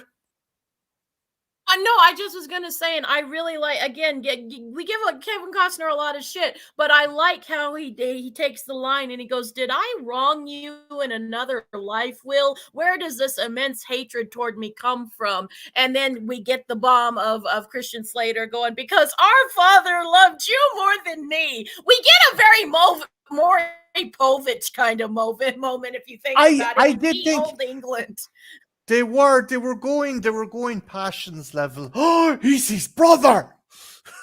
Oh Days of my our lives. god! So And they really do, because remember in an earlier scene, Will wants to dance with Maid Marian, and he brings her a flower, and he said, and Kevin Costner goes, "The lady is spoken for." And again, he again fucks Christian, his brother, up. He doesn't know he's his brother at the time, but we kind of do go the passions route or the Maury Povich route. We really do. yeah, it's kind of established earlier on as well that when Robin's mother died, Lord Locksley found love in the arms of a peasant woman, but because Mhm. because Kevin Costner Robin thought Hood that his father was betraying his mother's memory. He got pissed at his dad, and because his dad loved Kevin Costner so much, he gave up the woman and basically yeah. made Will Scarlet a bastard. Which you kind of, if you think about, you don't really think about it, but if you stop and think about it, what kind of character was Kevin Costner's father? Did he not know that Will Scarlet was his kid, or did he was like, ah, fuck him, he's not a noble kid, so it doesn't matter. He's not the uh, firstborn kid, because I know that was a maybe he thing back then. maybe he didn't know, but like fucking lords having bastards with their fucking with That Sir. happened a lot. It was Yeah, the it firstborn was that mattered, right? it was normal as fuck. So they formulate a plan. Bull, Azim, Friar Tuck, Fanny, Little John, Will, and Robin Hood decide they're going to try and basically kind of sneak into the Storm the castle, castle. rescue the men, and try and save Maid Marian. So they all do their kind From of stealth. losing her maid Marian. Get it? Her maid Marian, because she's One. probably, you know. Just take the fucking hand slap. There you go. Jesus. Okay, You so know, her maid Marian, because she probably was a virgin, because, you know, she was noble and shit. we done. Okay, we're done. Right, moving on. The guys I decide thought that was to. a good point. The guys decide to solid snake into the castle. Friar Tuck, go on. Can I'm actually being serious. They do before we actually get into the castle, they do get another girl power moment, because Franny comes up and they go, okay, we only have so many men, and she goes, no, you have, I think, 6 men, and she goes, no, 7, and Little John's like, make her go home back to the kids where she belongs and stuff, and she's like, I'm not gonna watch one of them bloody die, and tell her, Rob, and Kevin Costner goes, Fanny, you'll be positioned here. It's a quiet moment, but Yeah, again, we're kind of inserting the girl yeah. power. It's not overdone. It's not like No. you can girls can't be part of the team. Um. Essentially, um, we see Azim teaching Friar Tuck how to make gunpowder, Mhm. and You they truly load it are up. a wizard. Yeah, they load it up into casks and they roll in. And Azim has to be wrapped up like a mummy Mhm. because obviously a Moor is going to stick out like a fucking sore thumb. And they're putting the casks of gunpowder up on the gallows. And one of the guards starts getting annoyed with him. And he's like, "What's that? Oh, libations for the sheriff's Men. wedding." Yeah, and man's like, "Oh, um, it's like you can't leave that up here. Get out of here." Oh, Caesar has spoken, my leprous friend. Is that your finger? And the guard's like, "Leper, look, just fucking go, okay?" Meanwhile, Kevin Costner does something really cool. He leans down and it makes you wonder what were the people, the serfs and peasants, like, "Oh, this guy's fucking leans down, grabs a big mound of horse shit and starts Steaming rubbing it horse on shit. himself. Yeah, Yeah. steaming horse shit, rubs it on his kind of rags. And he goes through the checkpoint and the guard tries to stop him and he's like, "Jesus, fuck, you smell. Get the fuck out of here," and kicks him up the arse. Um, Fanny gets up onto the parapet and hauls up their weapons, and she's sitting down, just not trying to draw attention to herself. And one of the sheriff's guards comes up and goes, "Oh, what are you doing here?" And she goes, "Oh, nothing. I just love a good hand in love." And fucking little John Little climbs John. up the wall, climbs up the rope she was on, and he fucks him out. And then there's a line that Jen loved when after little John throws him out over the wall. What is it again? Yeah, where she's swinging her legs over the wall, and she's like, "Hello, my lover," and she's just so pleased at him. She's like that. You can see her whole vibe is, "That's my man." I can really relate. I would totally do that to you. I need to start But telling you that more often. yeah, it's a fun scene, and you get nice character modes. And you've Bull walking around dressed as a Celt, and no one's going fucking near him. And he positions himself by the keep entrance to kind of that's between the garrison and the main castle, and um, essentially, essentially, the plan is working fairly well until Wolf, who's been dragged out, sees Will in the crowd and attacks him. And then poor Will's brought up, and he's like, "Oh, I tried fucking looking for his body. I could only find his grave. Execute him as well." So they drag him up onto the gallows, and he's like jokingly saying, "Oh, there isn't enough nooses." And No room. the executioner gets one of the barrels of explosive and ties his fucking head to the barrel, and they're like, There's always room for one more. yeah, there's always room for one more, and they're freaking out because like the plan's gone to shit, and the sheriff is just like, okay, get it over with, and the first one to be hung is Wolf, the little kid, and everyone starts freaking out. Robin's like, okay, fuck this shit. I'm not letting the kid get hung on my fucking watch. So he starts firing arrows at the noose, and he jumps down and manages to shoot Wolf off the gallows. The other guys are still fucking hanging. The guards are coming up behind him, and it's a cool scene, but Azim has unwrapped himself and has lighted a flaming arrow. And just as the guards are about to come up behind and kill Robin Hood, Azim says, "Fuck it, I'll try and kill Robin Hood as well," and fires at the wagon full of explosive. Yes, it was really lucky. A large shard of barrel didn't go into the back of Costner's head. It's a cool scene, but you're like, I thought you were over here to protect this man, not blow him to fucking smithereens. So all pandemonium cuts. It worked. Pandemonium ensues. I'm losing track of characters here, Jen. Sorry. It's the sheriff starts roaring for more guards. And as I said before, Bull had positioned himself over by the keep entrance and cuts the rope and stops the rest of the guards coming in. So the sheriff's like, fuck this. I'm gonna get me to some raping, baby making raping. And drags poor Marion into the castle. And he before he goes, he instructs the executioner to start kicking the stools out from under the men. Everybody.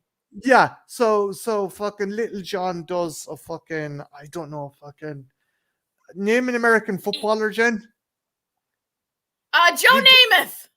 He does a Joe Namath to the fucking gallows and like knocks the beam that's holding the lads up lowered so they're not choking.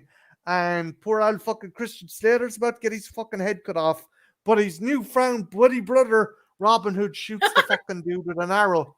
And they're like, oh shit, what do we do? Like, it's chaos, it's pandemonium. The walls get blown open, and everyone's like, we better go, we better get out of here.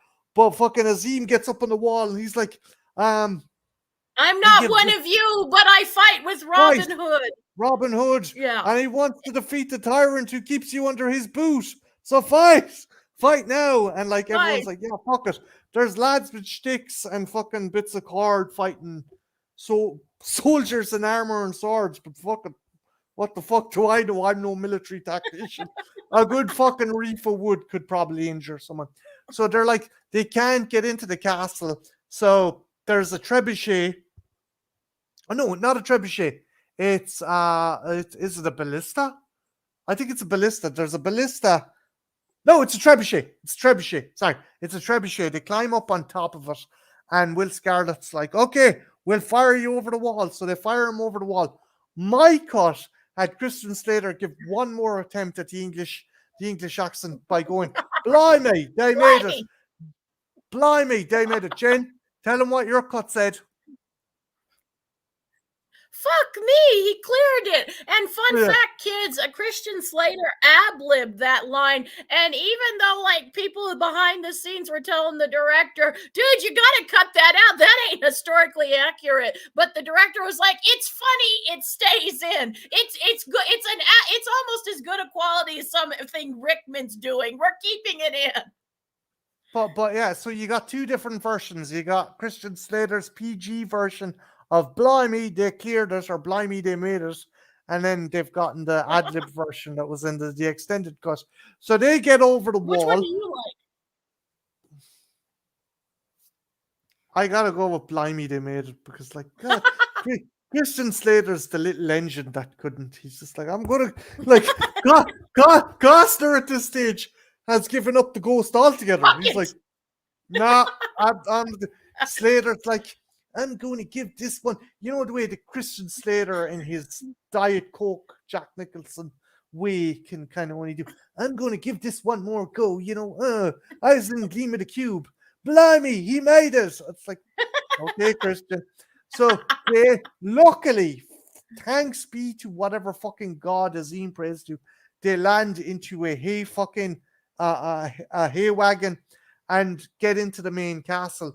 And at the same time, poor Marion is having the worst fucking matrimonial fucking event ever.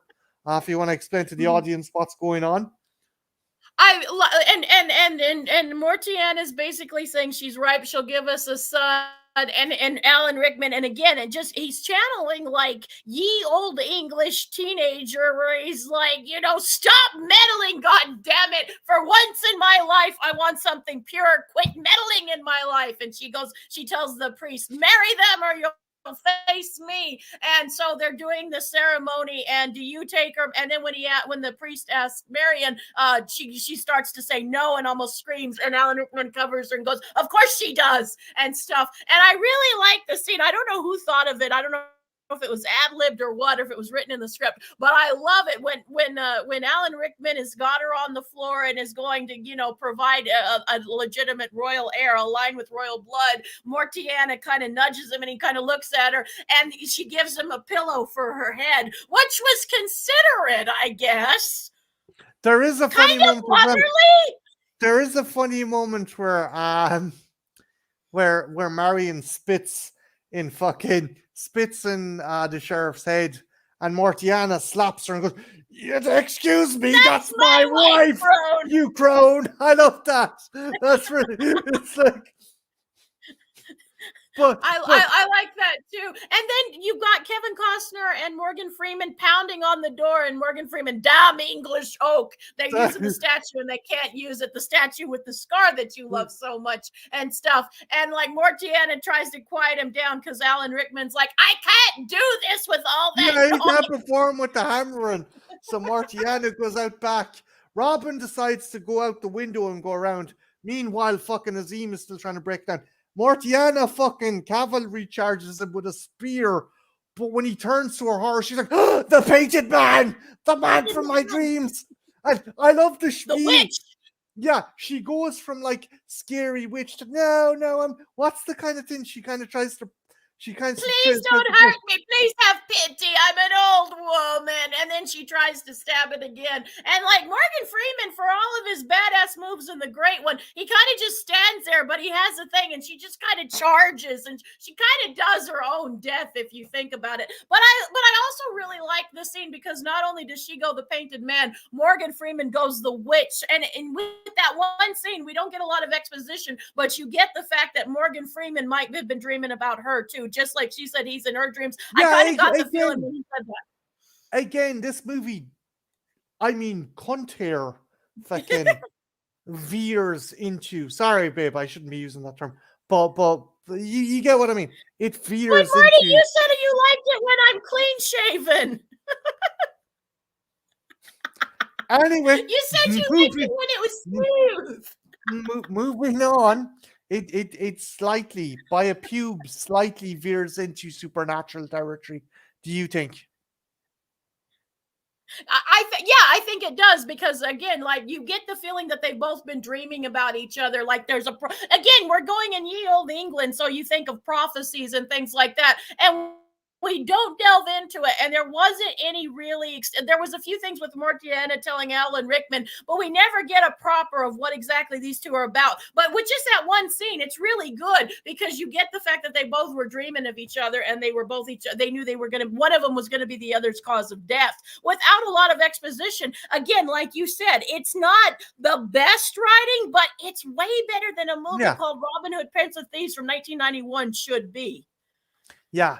So Robin manages to get into, he goes into the higher tower and grabs one of the banners and literally fucking abseils through the window on the banner. Again, very much Errol Flynn. And very much Errol Flynn. Before fucking the sheriff can do the nasty on poor Marion. He can't get into her Maid Marian. Jesus Christ, Jen. Anywho, fuck you. I think that's funny. You know, because it's like his penis head. Imagine Alan Rickman's mushroom-headed penis just trying to go through her. Okay, babe, we're almost at the finish line. Let's just get there. Okay. So I'm almost there. Oh wait, this is a stream. I was going to say I'm almost there. If you just move a little to the right.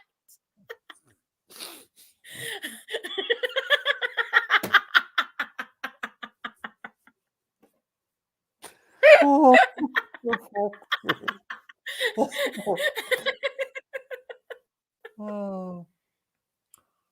I love you. I really do.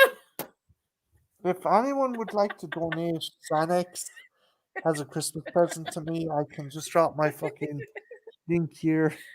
I'm trying, creepy. I'm trying. God love me, I'm trying. No, he doesn't need to hang in there. He fills me up perfectly. It's just the right amount of fullness inside me. And it's wonderful. My nerve endings are just singing away.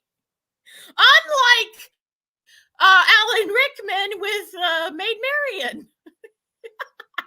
See, I brought it back around. You're welcome. No need to thank me. So the sword fight, it's kind of level. No one ever like gets the better of the other during the sword.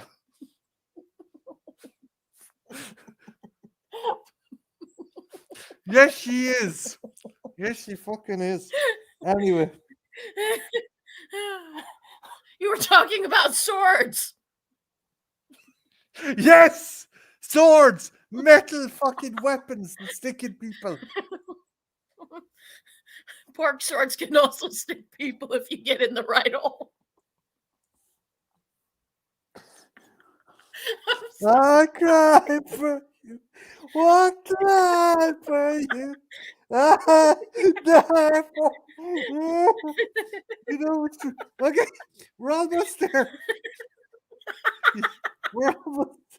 You're not helping, McGee. You're not fucking helping. Okay, right. So the fight is fairly evenly matched. Okay, fight. You're fucking. The clutch is just stuck and dirty in your head, isn't it? It's just fucking. That's just. You can't shift gears. That gear shift is just fucking lodged.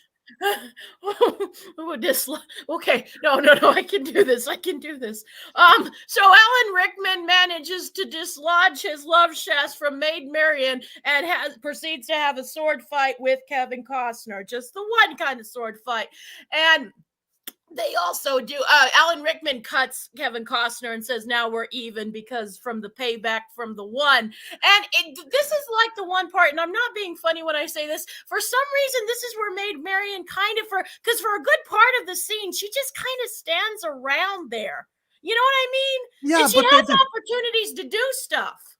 But there's mad fuckers waving swords around, like, you know, you're not really much good to anyone. She doesn't have a shield. She doesn't have a sword of her own. She doesn't, but she could pick up something and bash his head or hit him with something. Well, she does. She She does. does, but she kind of but for a long time she just kind of there's shots of her literally standing there in the scene, but she's not really doing much. She's just kind of she's really being the damsel in distress. I'm not knocking her or anything. It's just this is the one part I've always noticed this, and I'm like, I would have done something. She does do something eventually. Maybe she's in shock. She was almost raped, so yeah. And I also like where she tells Alan Rickman, "You may have this body, but it will not be me." And like Alan Rickman's like, I'm fine with that. I respect that. But the fight kind of it kind of goes back and forth. No one is ever like on equal footing. No one's better than anyone else until essentially Rickman uses The Robin's. dagger.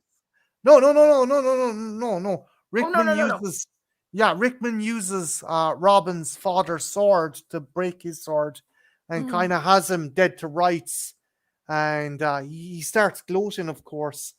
And Marion is like just distraught, and he looks back to gloat to her, and fucking Robin just pulls out the dagger that Marion gave him, that the fucking sheriff gave her, and fucking stabs him, runs him through.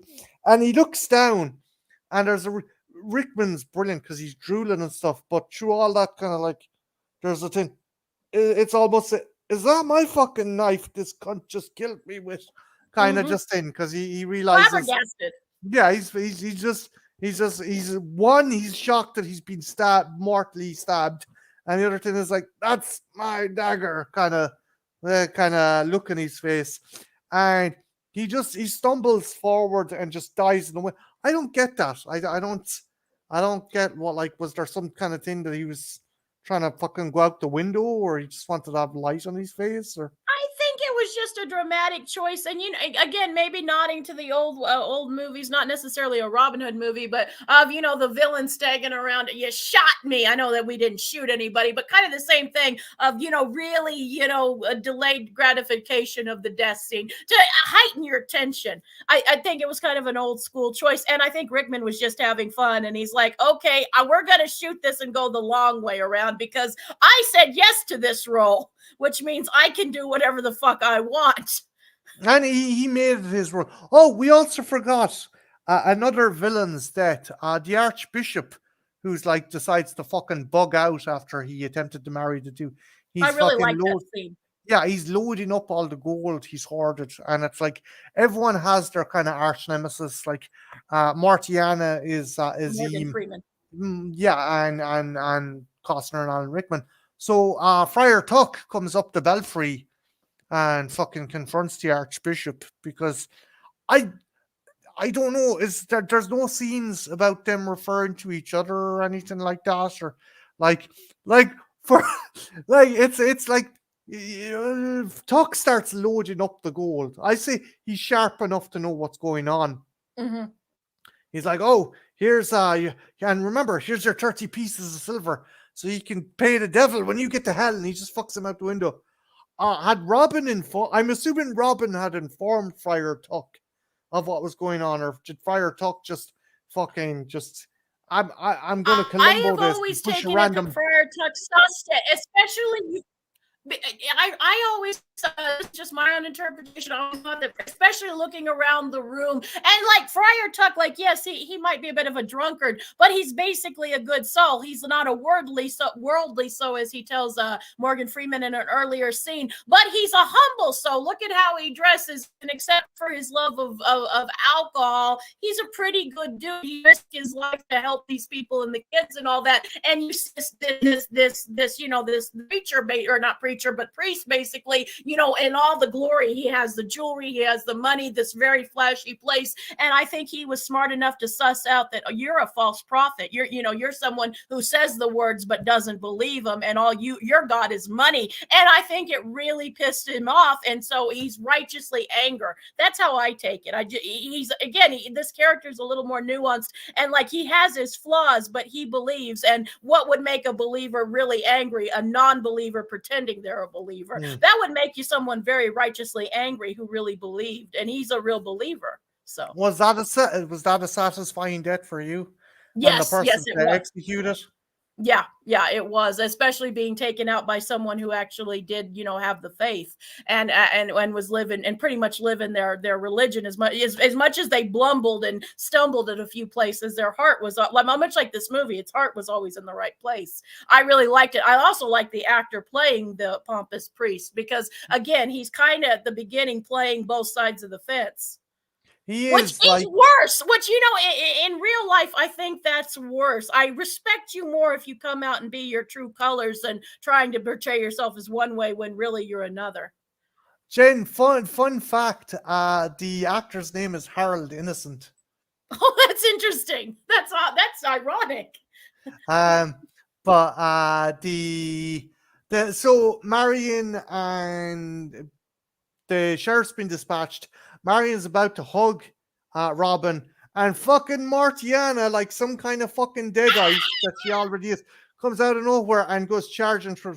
And of course, Azim fucking kicks the door open and fucking does a Viking axe throw, and that big Saracen blade just fucking sends her flying. And he's like, "Yes, now my debt is paid." And it's like, "Motherfucker, you saved this prick about several times But over." we Like, needed a big one. We needed, much like sex, you needed to top it off with a big one. it's like, yeah, look, I saved you all these times, but I just killed a witch. I just blasted a Mohican, a witch, onto the fucking wall for you, man. You owe me. You owe me till the end of time, and if there is a thing in other lifetimes, you're going to know me in that lifetime too. I liked it. It's fun. Again, this movie is very bombastic. It does have nuance, it does have heart, but it's also a big budget blockbuster, and it's bombastic. And this was just a good flourish way. Although our ending scene with our surprise cameo, you could say, was our flourish.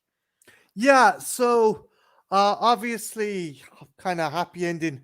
Marion and Robin Hood are getting married, and Friar Tuck's doing the ceremony, and everyone's there. All our friends and heroes are Yay! there, and it's like, oh, is there anyone who says this man and woman shouldn't be married? And all you hear is this recognizable voice going, "I do," and it's like, lo and behold, it's Richard the Lionheart, played by Sean Connery, and this is kind of fitting because Sean Connery in the 1970s played Robin Hood in a movie, Robin and Marion, with Katharine Hepburn. Yeah, I think Yep. Katharine Hepburn I think it was was. I Marion. think, yeah. Yeah, I think she was Marion in that one. But yeah, no, he comes in and he says, I'll only allow this if I'm allowed to give away the bride. And they get married, and the sheriff breaks, or the fucking Friar Tuck breaks the fourth wall and says, "Oh, he wants to get going because you're wasting good celebrating time." And that's how the movie Yeah. ends. And we get And Kevin cue, no, Costner. that's not how the movie ends. Cue the song. Everything I do it for you. I love that. I got to see Bryan Adams in concert, and unfortunately, I was with a prick. But all the other couples who were happy seemed like it was a very romantic moment. I'll It get was it like time. everyone else was like pulling him close, and I was like, "This could be a really romantic moment." Oh yeah, I'm I'm with a sorry. prick. Well, at least it's nice for all these other people. What age were you at the time? You must have been. What? No, Uh, this one. The concert was at the time the movie came out, because you'd have been oh no, like no, no! fucking This was 9 or 10. Oh no. This was much later. This was a few years back. This was like 5, 6, 7, 8 years ago, something like that. He came to Lubbock once, and I've always been a fan, like not just of this song. I know a lot of people think, do you think the song is sappy? A lot of No. people did. Although at the time it was at everyone who got married in this time period, that was the song they chose for their Oh wedding. fuck it. People still use it as their fucking first dance song for a lot of Irish weddings. Yeah. Yeah, it's And the same here. Same here. one thing you haven't lived, Jen, until you've gotten Robin Hood, Prince of Thieves from the Game Boy, and you've heard this tune in 8-bit. Dee dee dee dee dee. Dee dee dee dee dee. Do you think it's a sappy song though? It is, but in a good way. It's it's it's I it's get that. it's like it's got like kind of Adams mixes in a lot of kind of like heroic beats with drums and loud percussion horns and stuff. There's no love. Like Yeah. it goes to Like you. levels. Yeah, yeah. Mhm. And no other. Like so, it's a cool song. I like this song. L- In the charts for 16 fucking weeks. Again, myself and Jen are not being fucking melodramatic or fucking overhyping. This movie fucking ruled Was wintertime. massive. Yeah, 1991. Yeah. On you had And even when these it came out on video, it kind of did it again. Like the people that didn't get to see, because it wasn't streaming wasn't a thing back then. So some yeah, people didn't get to see it till it came out on home video. So it went almost, it did it again when it finally hit home video, and all the poor folks who hadn't got to see it yet got to see it. yeah, like did this done gangbusters on VHS. You also, as I showed Mhm. you guys before, you had the Kenner toys, which were basically essentially a lot of them were just kind of packaging and repainting and redesigns of the Star Wars kind of Return of the Jedi stuff. It was just I want to just double check here, and shoot, where's it gone? Eh, eh. Sorry about this, babe. No, take Home your media. time. Should I regale the audience with some more pork sword stories? No, please don't. Basically, it came out as well on the Game Boy, the Nintendo, the Super Nintendo. I don't think there was any Mega Drive version. But yeah, video games, soundtracks, action figures, you name it, this movie had it. Mhm. It sure did. Uh-huh. What? What? What did I miss? Oh, no, that you just used some interesting words, but I chose to take the high road because I'm an adult. What road? What words? Mega Drive, and you said something else besides Mega Drive, and I'm like, oh, I could have done some. Game I was Boy? making jokes off in my.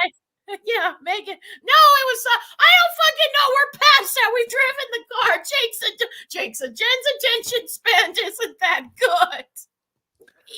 We've drove past it. I've seen some other shiny things. We. Is this a good movie? Yes, it is. It's a Yes. solid movie. It's a fun movie. Yes. Um, It's one that people I really like. This is one I need to show to Jake. I think Jake would really enjoy it. I think this is one that I think even modern audience, like kids and modern audiences, would appreciate and not roll their eyes. Maybe they would, but I don't think they would. I think it still holds up really well. would you be annoyed if I said, um, if I was going to use a reference point to recommend this, I would say, oh, if you like Krull or if you like Willow, I know this isn't a fantasy Mhm. adventure per se, but it does straddle the line, as I said before. There It is a has that feel. suspense It of has that supernatural. feel. Like you've got a witch, you've got like fucking people with explosives during the 11th century, which yeah, okay, a bit of wiggle room. But they had Um, that in that other Robin Hood movie too. We just didn't know what time period we were in with the cool clothes. and the Fuck you casino all. It's a again, good and movie. the fucking casino. I like your man Edgerton. I forget the actor's name. But that movie was fucking. It was Batman. Batman was fucking Robin Hood. Oh, fuck you. It's a good movie. We're doing it for, it's going to be one of my picks for the new year for a trash fire. Fuck that and Apocalypto. I am so sick of all the fucking Mel Gibson hatred. I am going to stand up for my buddy Mel. Fuck you all. I am sick of it. You finished? I don't know. Are we gonna talk about penises anymore? No. Hopefully, Marty, you won't have to ask when I'm finished. You'll just know. God, I don't know what's wrong with me tonight.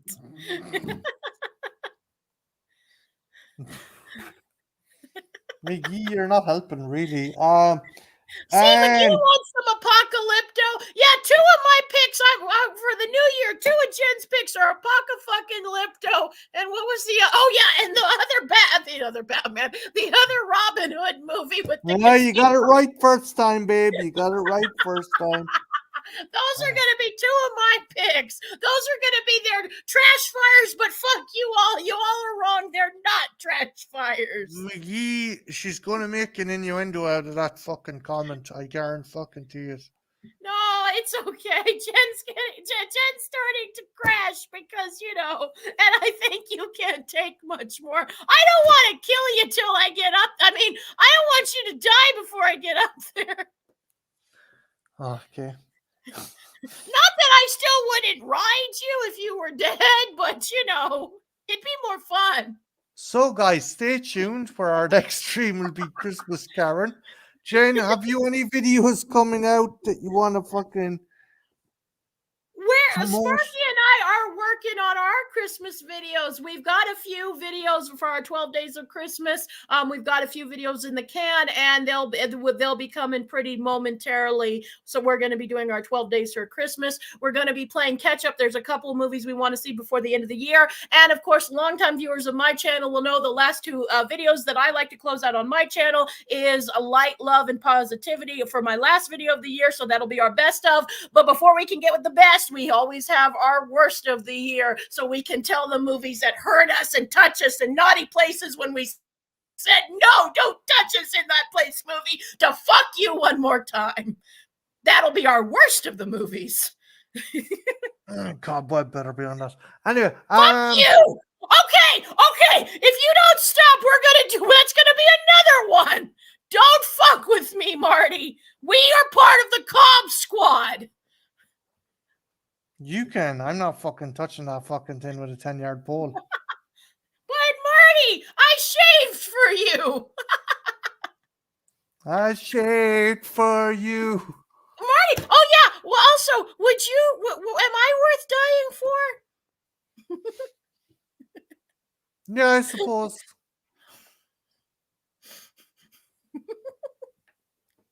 It's because I drooled over Kevin Costner's mom. I'm having a stroke. If anything was to be believed, you were having a stroke during the course of this entire fucking street bit. What does the trash picture show up to? I gotta do a video listing my favorite movies of this year. There's one or two I want to try and catch before the year's over. And like an STD? That's what I got you for, babe. Anyway, no, I'm joking. Yeah, I'm gonna do that. Your mad cuter sent me a bunch of stuff that I'll probably end up reviewing. It wasn't me, Marty. It was Santa Claus. Why does it say Jen Mitchell on the box then? Because he went incognito. So, Saint Nicholas, an immortal being, decided to masquerade as you in order to send me gifts. Because he said he did. That would be one less stop when he went to your place. It'd just be one less stop, and it'd just make it quicker. Okay. And right. I was sending you contraband anyway. I was gonna send you that big box full of my panties, or maybe I was gonna stuff my box from. I don't fucking know. I think I'm having a stroke. So, with that, guys, I just want to thank Creepy McGee, DMC, Horror Cat Dad, Dice was in for a while. Thanks a million for dropping in, Dice. I wonder why they left. Need Gore. I wonder as well. Iron Man Studios 27. Yeah, big thanks to everyone who stopped in and listened. Cat Dad, the Horror Cat Dad. I said Horror Cat Dad. Oh, okay, fucking don't yell at me. I'm having a stroke. I'm not yelling at you. I'm just simply saying I said his name. Is this our new shtick for the fucking new year? We're gonna guess what, guys? We're gonna have a domestic at the end of every fucking stream. As long as we get to have hot makeup sex, that might be kind of fun. Yeah, but remember, Marty, our deal. If you hit me, you have to marry me. I will take photographic evidence and go up to your mom and go, he has to marry me because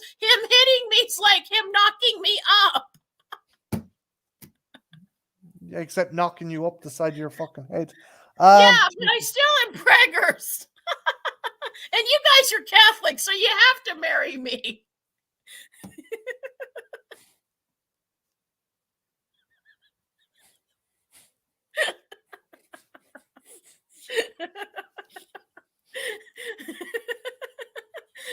Nobody knows the trouble I've seen. Should you be Nobody singing knows a Christmas my song, girl? sorrow. 'Twas Christmas Eve, babe, in the drunk tank. The old man said to me, won't see another one. Happy Oh, Christmas. God. It I took me a love minute. you, baby. Right, I love with that, let's leave it here. Thanks a million, Creepy McGee, for stopping in. always a DMC, blast. DMC, Dice, Horror Cat Dad, Iron Man Studios 27, and Kinnead Corey. Of course, big thanks to everyone. We had some fun doing this. We I did. think Jen broke my brain along with her own at the latter part of the stream. But again, all good fun. Make sure you check out this gorgeous lady's channel. And also, guys, if you have a loving partner and you want to do some Christmas naughtiness, get some edible paint, like red paint, and like have them paint your dick, but leave spaces for white so it looks like a candy cane. And if you really love someone, they might make it where it's kind of curved. So what you're saying is mutilate your genitals for the person you love. No, I'm saying you can make your penis into a candy cane. Right, with that, let's leave it here. Okay.